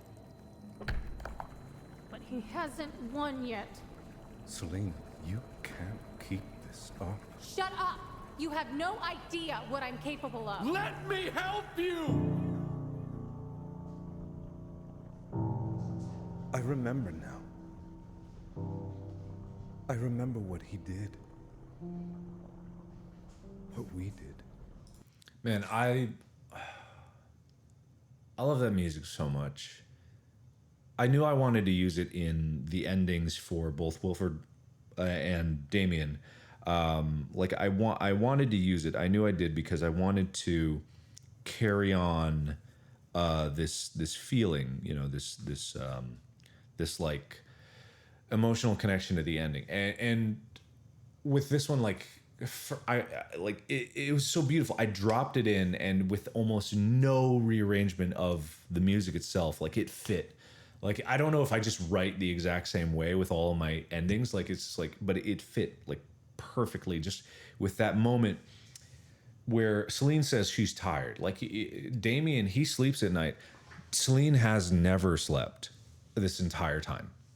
She is watching vigilantly, like just hunting vigilantly. She is not resting, just because she's such a creature of such willpower that she's just like powering through this. So when Damien's finally asking like, "Am I dead?" and she defiantly says, "No, like not on my watch." And then behind her, like the wall's cracking. Like she knows the world, the little sanctuary that she made is crumbling. Like there's too much damage to it. Like it's breaking. Like this little hideaway, this secret place that she made for broken things is breaking down. And so that's when she goes from the defiant no to the defeated no. And that's her just being like slumping shoulders, being like, "I'm just so fucking tired." Like people, and I've been in this place many times. Like I can keep up doing something for a long time, weeks and months. I can keep going at the same energy level, and it'll just be that one small thing that just breaks it for me. That all of the motivation and all the willpower that I had just melts away. And a lot of that, like that came, you know, around Who Killed Markiplier. When I took that break for a month in October 2017, like I just before it, I was at this point in my life where I was like trying to get a lot of work done. I was really stressed. I was like I was losing a lot of sleep. I wasn't eating well, you know, but I was working, and we were just about to go on tour, and I'm like, okay, I've got a week to, you know, prepare for this. I've got a week, and you know, I'm really ready to do this. I'll get this. And I remember I looked in the mirror. I think I've talked about this once before, but I looked in the mirror and I just looked at myself, and I looked at myself for the first time in a long time. Just looked at myself, and I realized that it was one of the first times that I realized that I was getting older. You know, I saw gray hairs that I've never seen before, and it turns out that a lot of those gray hairs were stress gray hairs. But you know, I saw gray hairs. You know, I looked at my face and I was like, yeah, I'm getting older. Like, and it was one of those things that hit me that I was like, I've been working myself to death that I haven't even noticed that I've changed. You know, it was just one of those moments where I looked at myself in the mirror and I was just like, oh, I didn't really recognize the person staring back. It wasn't just because like I wrinkles or I'm not that vain that I was like, no, gray wrinkles. It was just one of those things where it was more just a realization, you know, that time had passed, that life was getting away from me, and it took the wind right out of my sails. Like, just I was so motivated, and I've been working so hard, and I was like, okay, I'm gonna get so many videos recorded, and it was just like instant. Like I couldn't.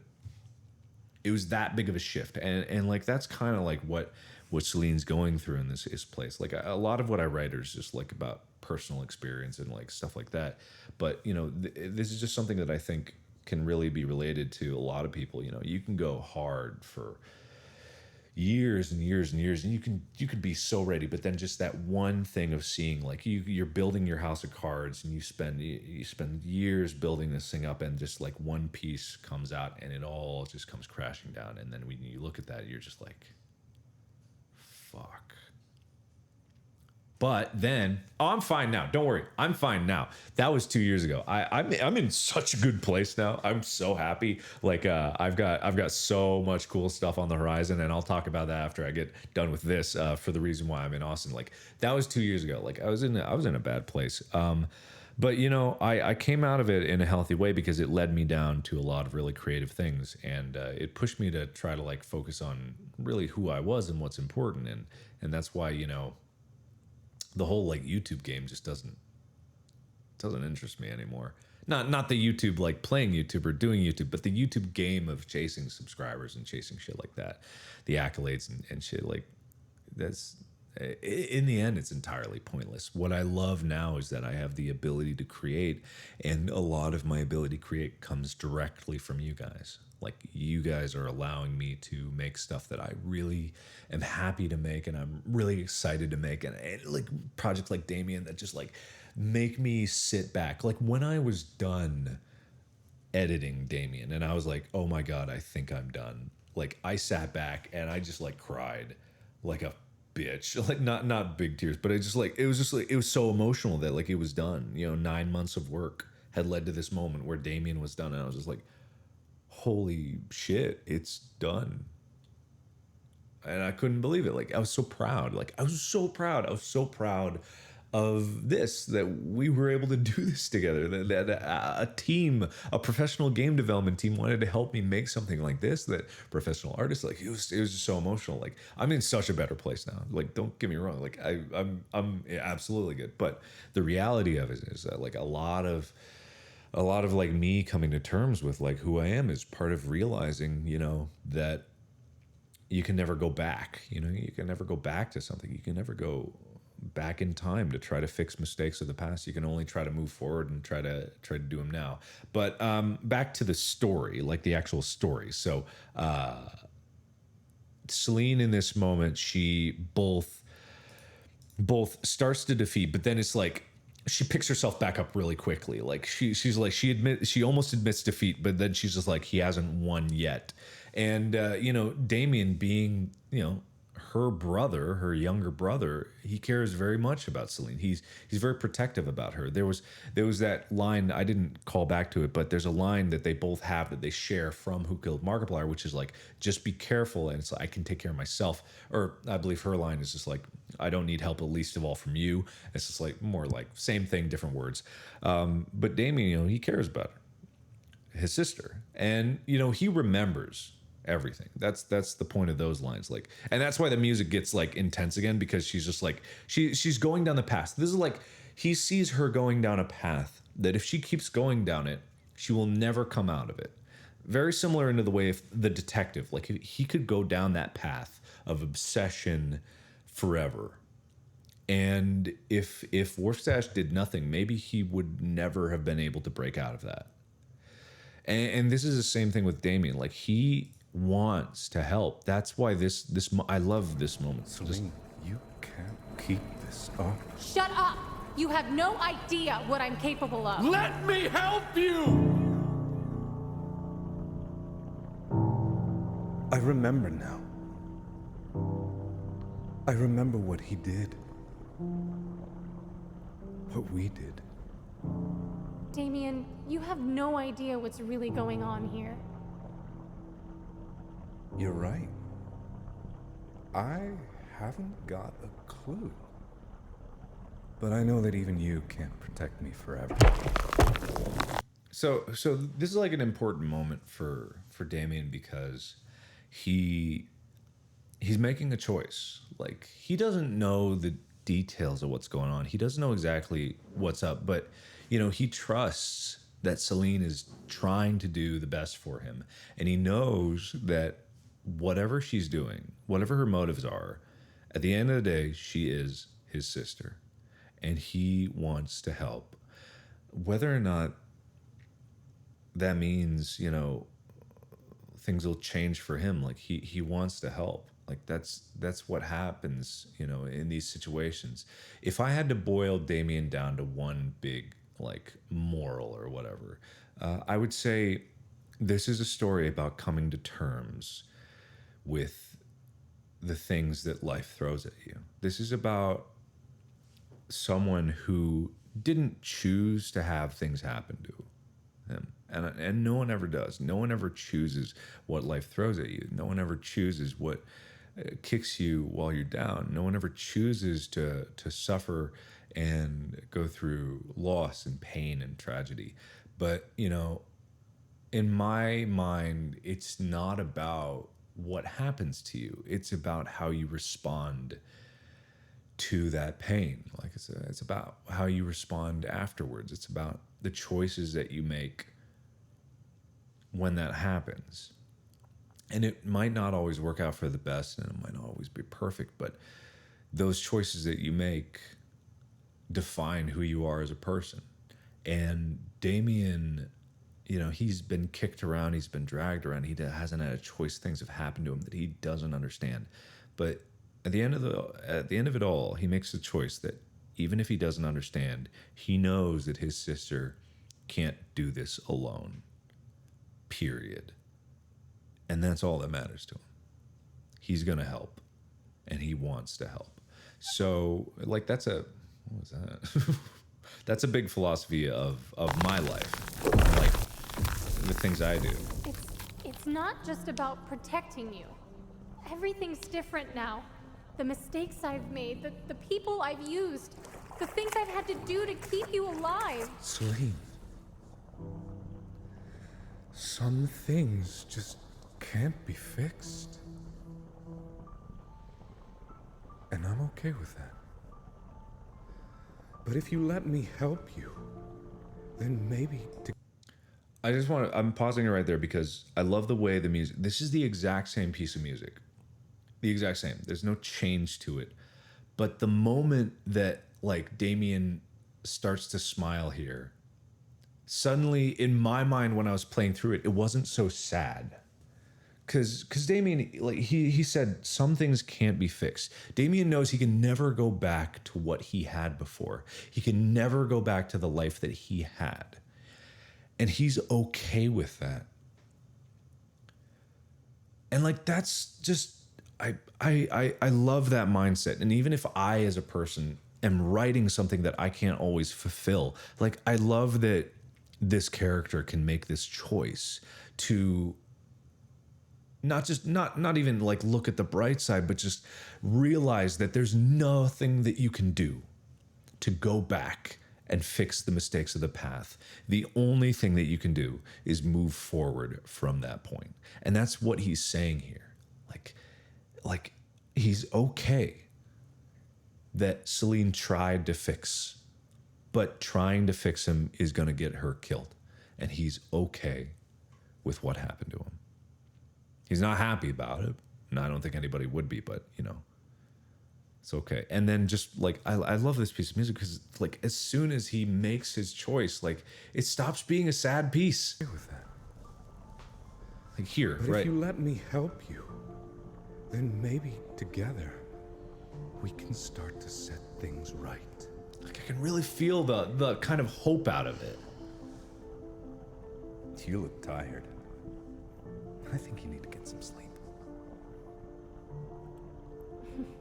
I can't remember the last time I slept. Don't worry. I'll protect you.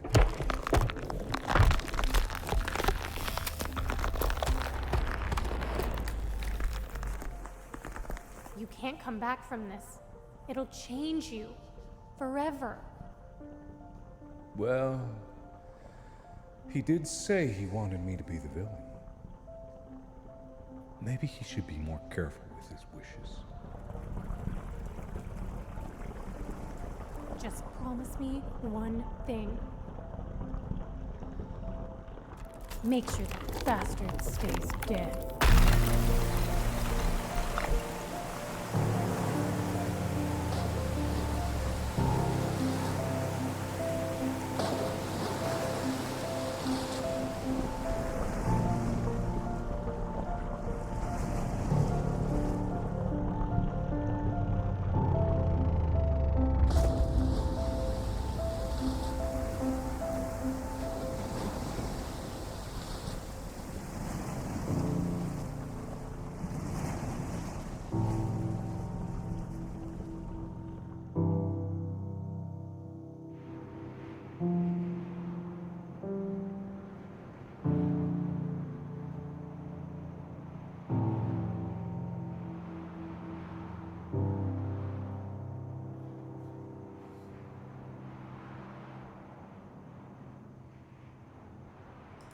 I fucking love it. I love it so much. and I know I'm talking about something that like I wrote, so this is really like vapid of me to say, but just to see the art come together with the music and like the acting from Pam and just like all that, like I love it so much. Like with Wilfred Mother Loving Warstaff, like I love that Mick put so much emotion into like that last moment at the end, and like with the music, and it's a dramatic piece like of music, and it's yeah, and I'm never going to use it again. I know I'm never ever going to use it again because it lives in the world of Who Killed Markiplier, and it just represents this ending, this like this resolution, this sad resolution, this bittersweet moment of emotion, and like I just love this ending so much, and like I said, it worked perfectly. I didn't this moment I didn't time that out. That is just how that music ended. All I did was ramp up the volume of it when it happened. Like that was it. A few notes, just for story beat. Like Damien is doing in here is he's taking his turn.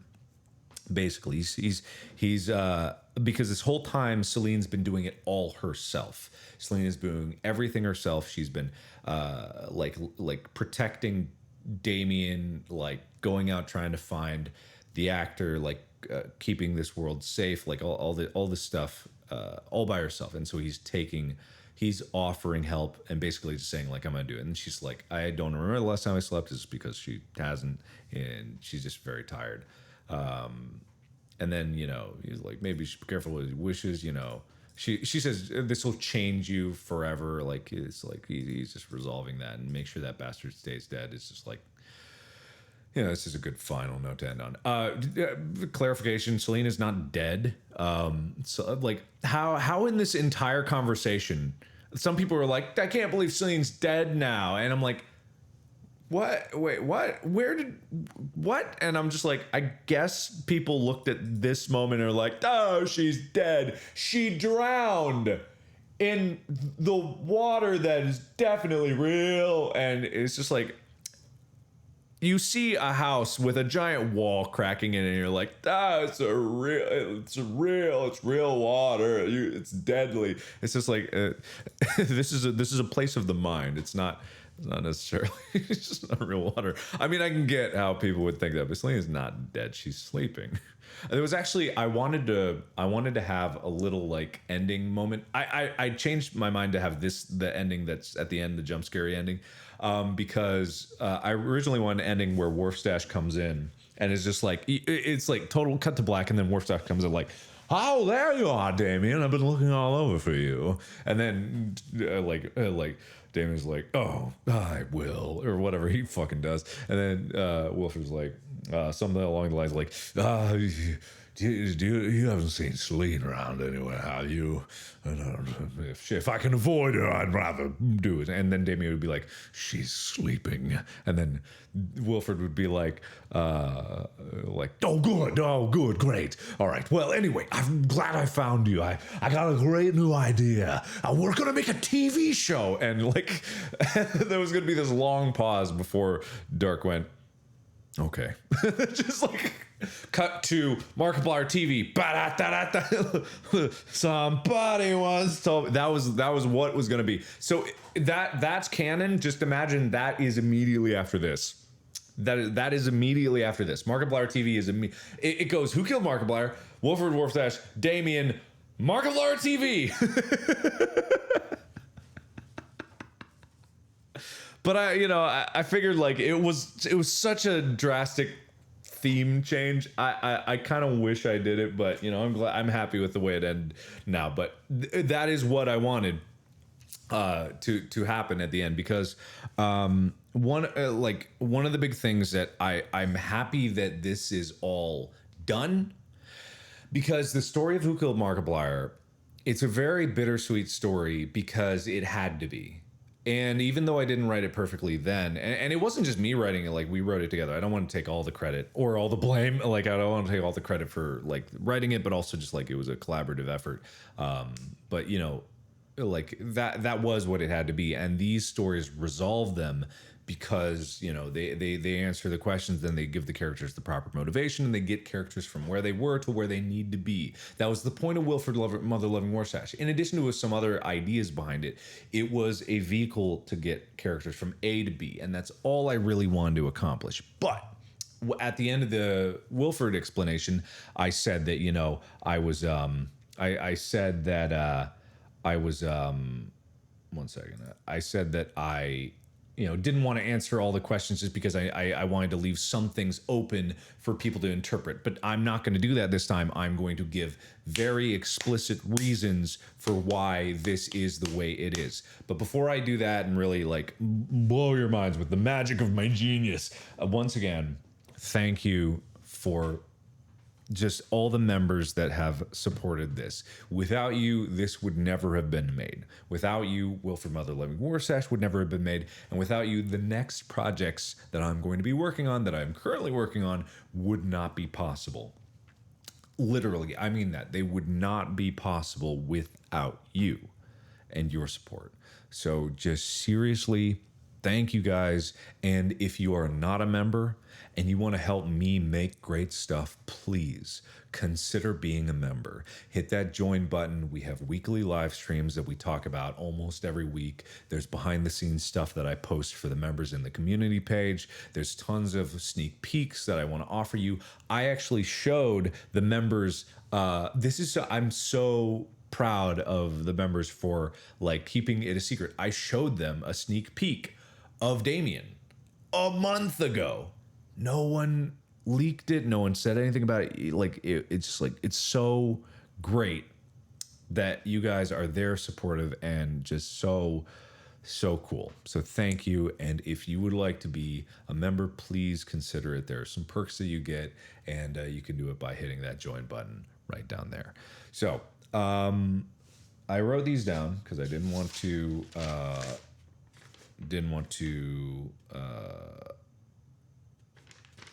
basically, I didn't want to lose track of it. So the whole big overarching story, overarching meaning, whatever it is, whatever you want to say, whatever it could be, the whole overarching story is that these are stories, pure and simple. Literally, like I'm not even just saying that just to be like, oh, they're just made up bullshit stories. No, in this universe, the world that they live in after the events of Who Killed Markiplier are that they are in stories. They are acting out, scripts. They are acting out these videos. They are doing these things because they are characters in stories.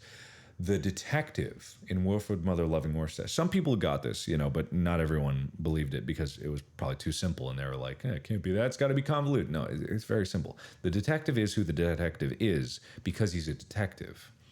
So therefore, he's going to be the detective in every story throughout. Some people were pointing to the train, when Warsash was like, oh, the train, remember how long were we stuck in the snow for? That is just a reference to Murder on the Orient Express or whatever it was. It's not saying that it doesn't matter like what he said. It matters why he said that thing. Like what I said before, he's mentioning that because on that train in that story there is a detective, and there's a character that theoretically Warsash could play in that story. The detective plays out the role of whatever he needs to fill because he's the detective. Much like the actor wanted Damien to be the villain. He wants people to slot into these roles in the story and act them out and be these characters. And with Celine and Damien, they live in this place because Celine made a little pocket story of her own. She made up this narrative. She made up just enough so that Damien wouldn't question it and would keep going out into the world, get firewood. But there's firewood already. Like, that's why he said those things. But we already have firewood, and I needed to get back home. He doesn't realize these things, just like the detective doesn't realize that. Why does he know like, why does he know that he needs to hunt him down? Why does he know that, oh, we had a close call in Bermuda because he knows that because in the script, his character knows that. Fuck, this is not about the host or the author. Like, don't get this confused with that. That's not what this is about. But just as an metaphor or simile or allegory, like whatever, imagine if you had a character like the detective and his character traits were hunts Wharfstache, has had many encounters with Dwarfstache, was very close to catching him on numerous occasions, but he always managed to slip away. That's literally the opening dialogue of Wilfred Mother-Loving Wharfstache. Every time I got close, but he always managed to slip away. That is the preface of a story, but that does not mean that you have lived that character's life, and that's why the detective falls short on all of that dialogue, because every time he's asked more details about it, which Wharfstache is asking him outside of the script, he's asking him because Wharfstache doesn't exist he's not following the rules of the story. He's breaking the rules of the story. Continuity doesn't make sense because he's not playing his role correctly. He's just having fun in this weird imagination world. He's doing that stuff. The detective is just trying to still stick to his role. He doesn't understand that he's not part of that. So that's why, it doesn't make sense for him. And the Wharfstache breaks the detective out of that. And that was the whole concept of Wilfred Mother-Loving Wharfstache. In this one with Damien and Celine, there exists in this little dream world of non-reality. Like this isn't real. None of that's real. Nothing happening there is real. And like this kind of idea that there's heroes and villains, like that's all just what the actor wants. That's all he wants. He just wants to live out stories. He wants to play roles. He wants to play pretend, play imagination. He wants to go into this world and like have this great time playing all these different roles. And that's an allegory to that's a metaphor for all the videos on my channel. That's all it is. It is justification for my channel to be what it is, and for me as real me to play all these roles. Like, the truth of it is, the house is just an analogy for my head. Like, this is just my imagination, and all these characters in it are characters that I've written. And funnily enough, it is canon that there are plot holes because I'm not the perfect writer. I've made the perfect out for me. See, I'm a genius. See, if there are plot holes and things don't make sense, because I made them up wrong. Everything's fucking in my head. All you guys are seeing are little snippets of these characters in my head. That is literally how I wrote these things. The house is my mind. The actor, Damien, and Wharfstache are like three facets of my personality. Damien is the empathetic part, the caring part, the one that really wants to help, the one that wants to go out there and do things. Wharfstache is the insane part, the zany part, the one that doesn't always make sense, the one that says things that he doesn't mean, the part that's goofy, that tries to have fun all the time. The actor is the part of me that's kind of narcissistic, the asshole part of me. Like, it's these are all just like pieces of myself. As I've always said with my channel is just a representative of who I am and what things are coming across. So with Who Killed Markiplier, like that's really what it is. And of course, like you could get, well, but then who's Celine and who's that part of your brain? And it's like, it's a story. And thankfully, I can finally say that that's just the justification for it. Like, it is a story. It is all funny make-em-ups in my head. And that's how I've made it. But just to get more specific and to actually care about the story is in this universe where hypothetically all this is happening in a place called the mansion that is a representative of my head. These characters act out their lives in my head, and they're transformed in a way where time doesn't necessarily make sense, because as far as timeline goes, I imagined when I first wanted this to happen, I imagined in that one moment, and a lot of people guess this, in that one moment where the hand in Who Killed Markiplier reaches out for the cane, I imagined like an eternity hanging in just a single second. Like if in that moment time froze and all of the events of Damien happened in that one moment, like just that one moment hanging in time, that's when it all happened. Because I've said forever, like time doesn't make sense, especially in your mind. Like the order of events doesn't always make sense. Things happening don't make sense. And if that can all hang in that one moment, it can all take place right then and there. It's like that's what it is. No, see, oh God, I see it already. Celine is the protector archetype. It's like, no, not all the characters are a part of my personality. The only things that I'm saying is those three are representative of who I am. Probably because I play them. And I think that's really poetic and nice. The other characters, let's just say, because people want this, let's say that those are before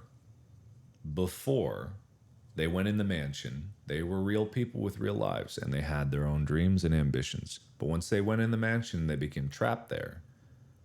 They were trapped inside the mind of some other me. Like it was just, they were trapped in my mind, and that's kind of like what that's all about.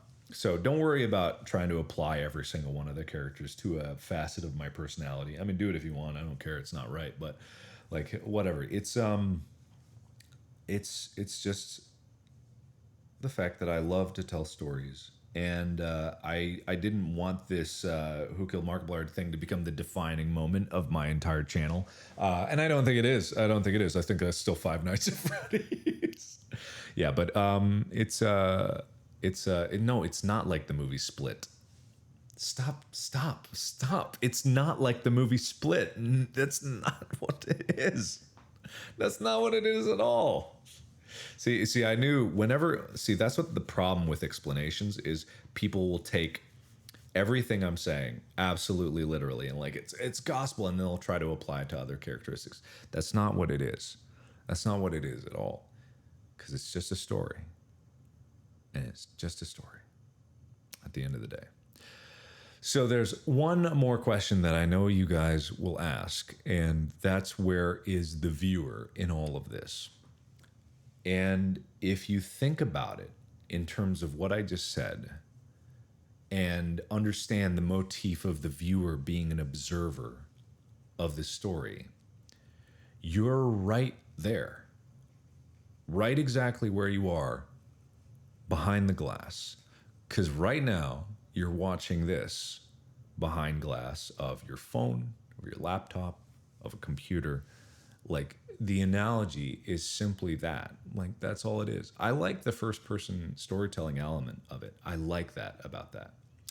And the whole concept of like, you know, being trapped in the mirror and stuff like that is very nice and it's very poetic and it's very cool. But a lot of what I was trying to get at is the viewer is not just you playing it out. The viewer is literally you. From that moment on of Who Killed Markiplier, after the events of that, you guys are literally watching everything unfold. The stories that play out inside of this universe, you are forced to be an observer of it, never actually being able to change anything, never being able to do anything, just watching. And like that's kind of just like what it was all about. And so I imagined this you know, it seems really, really depressing from the end of Who Killed Markiplier. And that's why I wanted to write these two stories to let it open up into the universe that we know. Because like, I like writing like dramatic shit and stuff like that, but I also like writing really fun shit. And that's the point of like my channel. It's not to make everything really like down in the dumps about everything. It's about fun. Like what we do here and the videos that we make, they're fun. Like there's some fun shit, and like that's why I say canonically the immediately next event from this is Markiplier TV, because Markiplier TV is a fucking fun experience. It is fun. it doesn't have to be sad that you guys are watching things from now on, because if everything is fun, like if everything is really cool and fun, that's what makes it a great experience. And so in the universe, like obviously, like the story is what the story is, but the beautiful thing is you aren't trapped in there with them. You're not stuck in with these characters, these little pieces of imagination in these worlds. You are just watching, and that's cool. And it's pretty cool. And also, you guys are helping, so that's awfully nice of you guys. So anyway, yeah, that's Wilford talking. Oh my God, you're still doing it. You're still doing it. Oh, that's the Wilford in you talking. Oh, that's the Damien in you talking, isn't it? Oh, you're being sassy. Is that the actor talking? Like, good God. My God, that's the worst thing. That is just absolutely terrible. You should feel ashamed of yourself. Yeah. Anyway, so basically, I think that wrapped up everything. I think I got everything on my list that I wanted to talk about. Yep, that's pretty much it. I think I got through everything. Yeah, so that explains all of Damien. That explains all of my mindset behind this stuff. So, yeah, it's pretty good. It's the Stan. Amy, no, it's not Stan. It's not Stan talking at all. So, also the reason that I'm giving this in such detail is also because there's a lot more stuff that I want to do, and I don't want it to all be so goddamn dramatic. The project that I'm working on right now is going to be so fun. It's just pure fun. Like that's the thing that I want to do, and that's why I wanted to wrap up the story of Who Killed Markiplier. I wanted to wrap it up. How does a date with Markiplier fit into this? It doesn't. Like, don't worry about that. That doesn't fit in, period. Because like, everything that happens after Who Killed Markiplier. So it's Who Killed Markiplier is the beginning. It's the Five Nights at Freddy's 2 of it all, whatever. It's like Who Killed Markiplier, Wilford Mother Loving Wolf / Damien, and then everything after that is fun. Like, it just gets fun because it's a world of imagination where everybody gets to think. Everybody accepts what happens. Like, that's the big moral of it. Like, I really do. I don't think that this is me being like, I don't take Damien seriously, or I don't take the story behind it seriously, because I very much do. Never make that mistake, because I really do care about the dramaticness of it. I care that things exist as the way they should be, as the way they deserve to be. And that doesn't mean that just because I want things to be fun after that doesn't mean that I'm never going to make something dramatic or serious again, or I'm never going to like give things the gravitas that it needs. That is essential to like what I want to showcase in what I do. And with these stories, like the moral is just accepting the shit that life throws at you, not accepting it gladly, like just being like, oh yeah, more please, but just accepting that life, much like this weird place that they're in, like it's indeterminate, it's non-judgmental, but it can be cruel and it can be horrible and it can beat you down and it can be completely unfair. Like it's not fair. Like sometimes life just isn't fair, and the way that people can react to it really describes who they are. Like the actor, he spiraled downward because he could not accept the idea that life had thrown him the cards that they did. He couldn't accept that his wife left him, that he lost the roles because he did anything wrong, that he was spiraling out of control. He lost his friends. He couldn't accept that. So his choice was to create a situation that tore his entire friendship and the people that cared about him apart. He killed, he destroyed lives, he did terrible things, all because that was his choice, and how he responded after life dealt him that card. With Wolfstache, he may have made mistakes. He was not a perfect person, but he was thrown into a situation where this former friend of his contrived a situation that took everything away from him. And his justification was madness. Things didn't make sense for him, and rightly so, because the universe didn't make sense anymore. So his choice was to roll with it, to enjoy things while they're there. The temporary nature of life is why it's so precious. You know, what you have and when you have it is so essential to appreciate. And that's all Warfstache does. He lives in the now. He lives in the moment. And that can make you do some really weird things and really fucked up choices, especially as you start to spiral downwards. But that's the embodiment of that choice. With Damien, he had no choice of what was happening. He didn't understand why. He couldn't contemplate why his friends were tearing themselves apart, why Mark was dead, why Warsash didn't care, or Wilford didn't care, why all these things were happening, why his sister was suddenly here again trying to do some weird things with the occult that he didn't understand, and he was robbed and he had things stolen from him. And then at the end of it all, like he's just the kind of person that wants to help.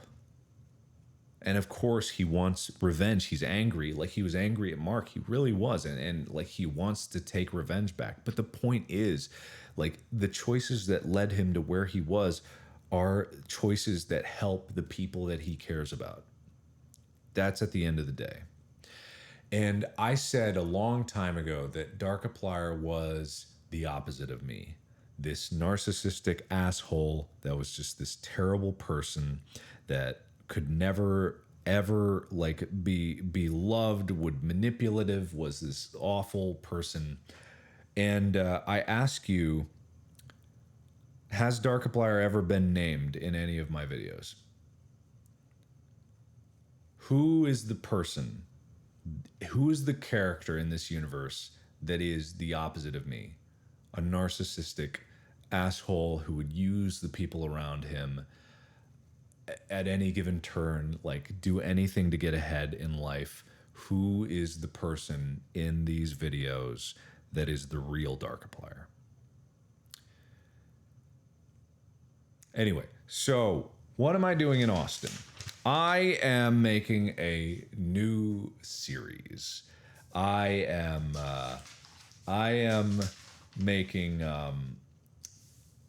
a wonderful, wonderful interactive story. A wonderful, wonderful, wonderful interactive story where I'm going to basically take you guys on an incredible adventure. I can't say anything about it, but what I can say is that this is going to be the biggest project that I've made thus far. I know I have not been great on videos lately, and that's going to change because after this I'm planning to record some stuff, and I've got Lixian helping me out with some other stuff, and I really, really, really want to get back on the swing of things because, like I said before, I want to make fun things. I want to really push the envelope of what people can expect out of YouTube. And what's really cool is like, and what's so cool is like with this Damien thing, I know people have like made stuff like this before and they've put it out on YouTube, but it's just like the fact that I can do it with a story that like I just made up off the top of my head and that you guys supported is just so really cool. And with this next project, like I'm working with so many talented people with a real production company on making something super fun. It's just like, it's so unbelievably cool. It's so cool. It's so really, really cool to be able to do this kind of stuff. And just like, yeah, I want to do things that make me happy and make me excited. And I'm doing that. Like I'm doing it. I get to do it every day. And that's just like the coolest thing ever. So I got no other words besides cool to say about it. But yeah, just thank you guys so much. Yeah, I'm going to be filming here for probably 3 to 4 weeks, depending on how shooting goes. It's the longest shoot that I've ever had. Yeah, it'll be cool. It probably won't be out for many, many months. Don't expect this to be like around the corner. So I'm going to be in Austin for like another month or so, and then I'm going to be heading out back to LA once we're all done here, and then there's a lot of post-production stuff And then, back to normal videos at some point in the future. I was also in Cincinnati yesterday. Good God, I was just in Cincinnati. I was in Cincinnati yesterday because I was at Pivot in Kings Island. Let me tell you something. I I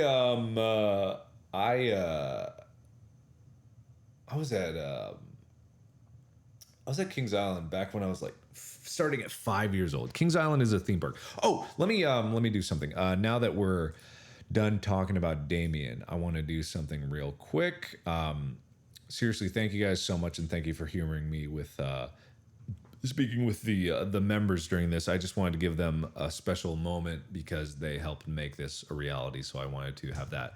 But I'm going to unleash the masses. What the hell? What? What? What? What? What? What? What? No, what? Huh? What's happening? What's happening? What? Oh no! Oh no! What's happening? Oh! Oh! Oh! Oh! Oh! Oh no! What's happening? Oh no! What's happening? Bro, what's happening? What's happening? I don't know. My entire YouTube broke. Is my channel still there? Guys, am I still here? What is happening? Oh my god. Okay, alright, here we go. Wait, okay, I'm back in it. Alright, cool, I'm back. I guess I'm back. Hey, how's it going? Guys, I'm back. Baby, I'm back. I'm on a roll. I'm back, baby. Baby, I'm back. I'm out of control. I'm back, baby. Alright, hang on, here we go. There we go, there we go. And Wabuski. Wabuski. Habuski. There we go. You're free. There we go. Okay, perfect. Got it. Good, good, good. Okay, so yeah, I was in Cincinnati. Hi, everybody. Hey, guys. Hello. Hi. How you doing? We've been set free. Yeah. Yeah, there we go. There we go. Yeah. So, another thing before I finish this thought about things is like one of the big things that I really love about what I do and what I'm able to do is like I'm able to do things without taking it too seriously, and that's like a big part of what I do. There's some things that I really want to take seriously, like Who Killed Markiplier, Damien, and Wolf for Mother Loving War Sesh. I take very seriously. But even in them, I don't take them that seriously. I write things just because they sound cool or they're fun or there's things like that. And this next project that I've got going on in Austin is the embodiment of that. It's just me not taking things so seriously. It's the loveliness that comes out of what YouTube is and what YouTube can represent. So it's just so cool. I love it. I love it so much. But anyway, I was in Cincinnati yesterday. Yeah, I know. I'm in Austin, and then I flew out to Cincinnati for one day for Pivot, which is a esports convention preview that they had in Kings Island. And I don't know if you guys saw the live stream, but we did a little panel there, a small meet and greet. But Pivot, thank you, Jesse Joffrey. Thank you. Thank you, Rad Man Chris. I know there were so many people super chatting and becoming a members, and I wasn't reading it, but just thank you guys so much for being here. I just wanted to have all of the discussion all in one good chunk there and leave that as it is. But with being in Kings Island, I was there when I was like 5 years old, starting at 5, and we went pretty much every summer since I was 5 years old, all the way up until I was like 17. That was a long time to see the park from within and like see like how it's evolved over time and things that have changed inside of it.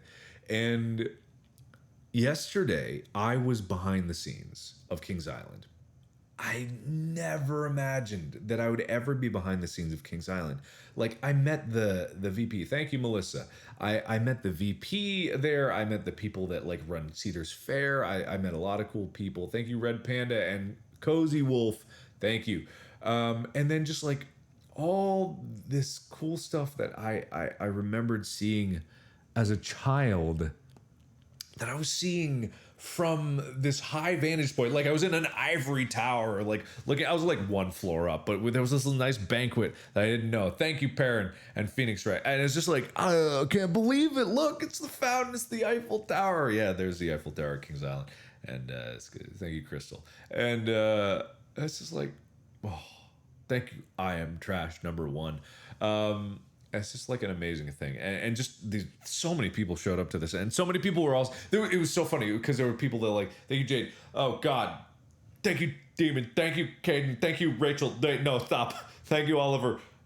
Thank you. But we were like blocking the line for the Banshee, which is one of the main roller coasters, with our line. And so there were some people that were like, oh man, we didn't get into the meet and greet. And someone was like, who is this goddamn asshole blocking me from getting in this ride? And just like, it was just a nice 50-50 mixture of that. And just, so we were in his tent and people were just like pressing, like totally open to the public. So people were just smushing their faces up against the plastic sheeting of this weird little tent that had like open views of everything. And we were just like in there, like, it was a zoo. People were just like looking in and being like, wow, there he is with the phones up, smashed up against the tents. And we're just like, we're just signing things. Thank you.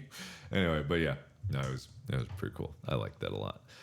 Yeah, so I think that wraps up pretty much everything. I got to get to recording some videos. I have to, tomorrow we start filming, so good God. Okay, we got to do that. I did make a Who Killed Markiplier playlist. I did do that. So I'm going to get out of here. I've got work to do. Thank you everybody so much for watching. I'm going to try to write the timestamps of the various discussion points, but I didn't hit any of my notes on my freaking note sheet. So that's there anyway. Ugh, whatever. But yeah, I'm gonna get there, and yeah, it's gonna be pretty cool. Yeah, it's gonna be pretty cool. Yeah, I'm excited. I'm excited about the future. There's a lot of cool things that are coming by, and yeah, it's gonna be cool. Oh yeah, get ready for a Jim backstory. That'll be the next thing. A really sad, somber tale about how Jim was thrown into a cloning machine and just like used as dispendable soldiers, some super soldier. It's so sad. Jim will have to kill Jim, and then Jim will have to kill Jim as revenge for killing Jim. It's gonna be so sad. You're gonna hate it. Oh, you're gonna hate it. It's gonna be so sad. It's a bug. Yeah, so get ready for the tearful, tragic backstory of Jim. Just imagine. Wait, hang on. I want you to really feel this. Like I really want you to feel this. Yeah. Wait. Jim, I can't feel the cold anymore. Jim, what are you talking about? It's not cold at all. What, Jim? But it feels so cold. My heart. I don't know how much more I can go on. Tell me I'm gonna be okay. How do I look? Are my legs working? Jim, you don't have legs anymore. They got blown off by that landmine. Oh, Jim. Well, if I'm not gonna make it, you gotta take this back to our mother, Jim. Jim, no, don't leave me, Jim. Jim, just remember what our father Jim told us. What? You don't mean Son Jim and other Son Jim. I love you, and I'll always remember you. Jim, it's too loud, Jim. I can't hear you. Jim, you always gotta remember what your mother Jim told you. What? Are you dying too, Dad? Yeah, I'm on my deathbed. I told you this on my deathbed. I mean, I'm telling you this on my deathbed. I do this.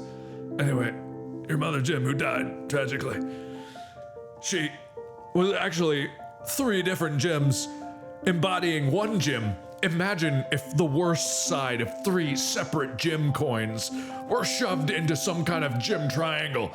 That's what your mother Jim was. And it tore her apart. She's evil. She's the embodiment of all the opposite of Jim's. Dad Jim, I can't really believe that you'd be telling this about our mother that we loved on your deathbed. Well, the truth's gotta come out sometime, bitch. I just gotta live with it. Listen, Dad Jim don't play no shit. You gotta listen.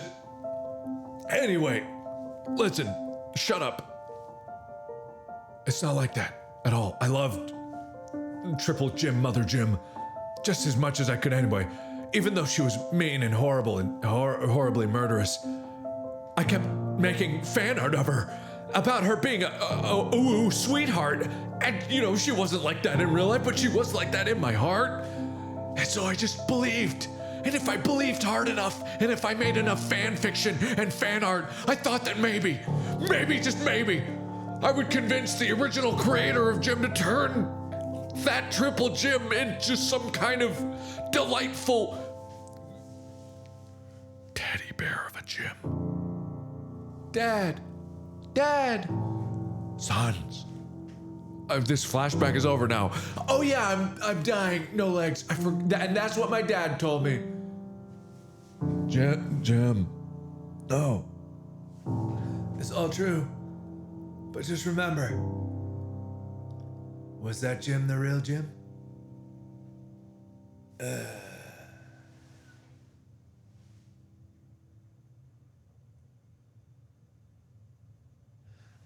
All right, there you go. MC.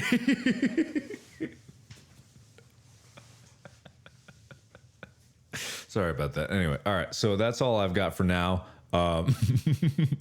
Thank you everybody so much. Expect videos to return, hopefully, starting tomorrow. Hopefully. And if not, then run me out of town with pitchforks and stuff. I'm going to be working hard on a new project. I'm going to try to give you some cool sneak peeks and stuff to see. But if I can't share it, that is all I got. So thank you so much for watching. Thank you for joining me for this wild ride of an explanation. And take care of yourselves, one and all. Thank you so much. Expect new videos starting tomorrow. We've got one more Markiplier makes for you that we pre-recorded for a while ago. So thank you so much. And as always, I'll see you in the next video. Bye-bye.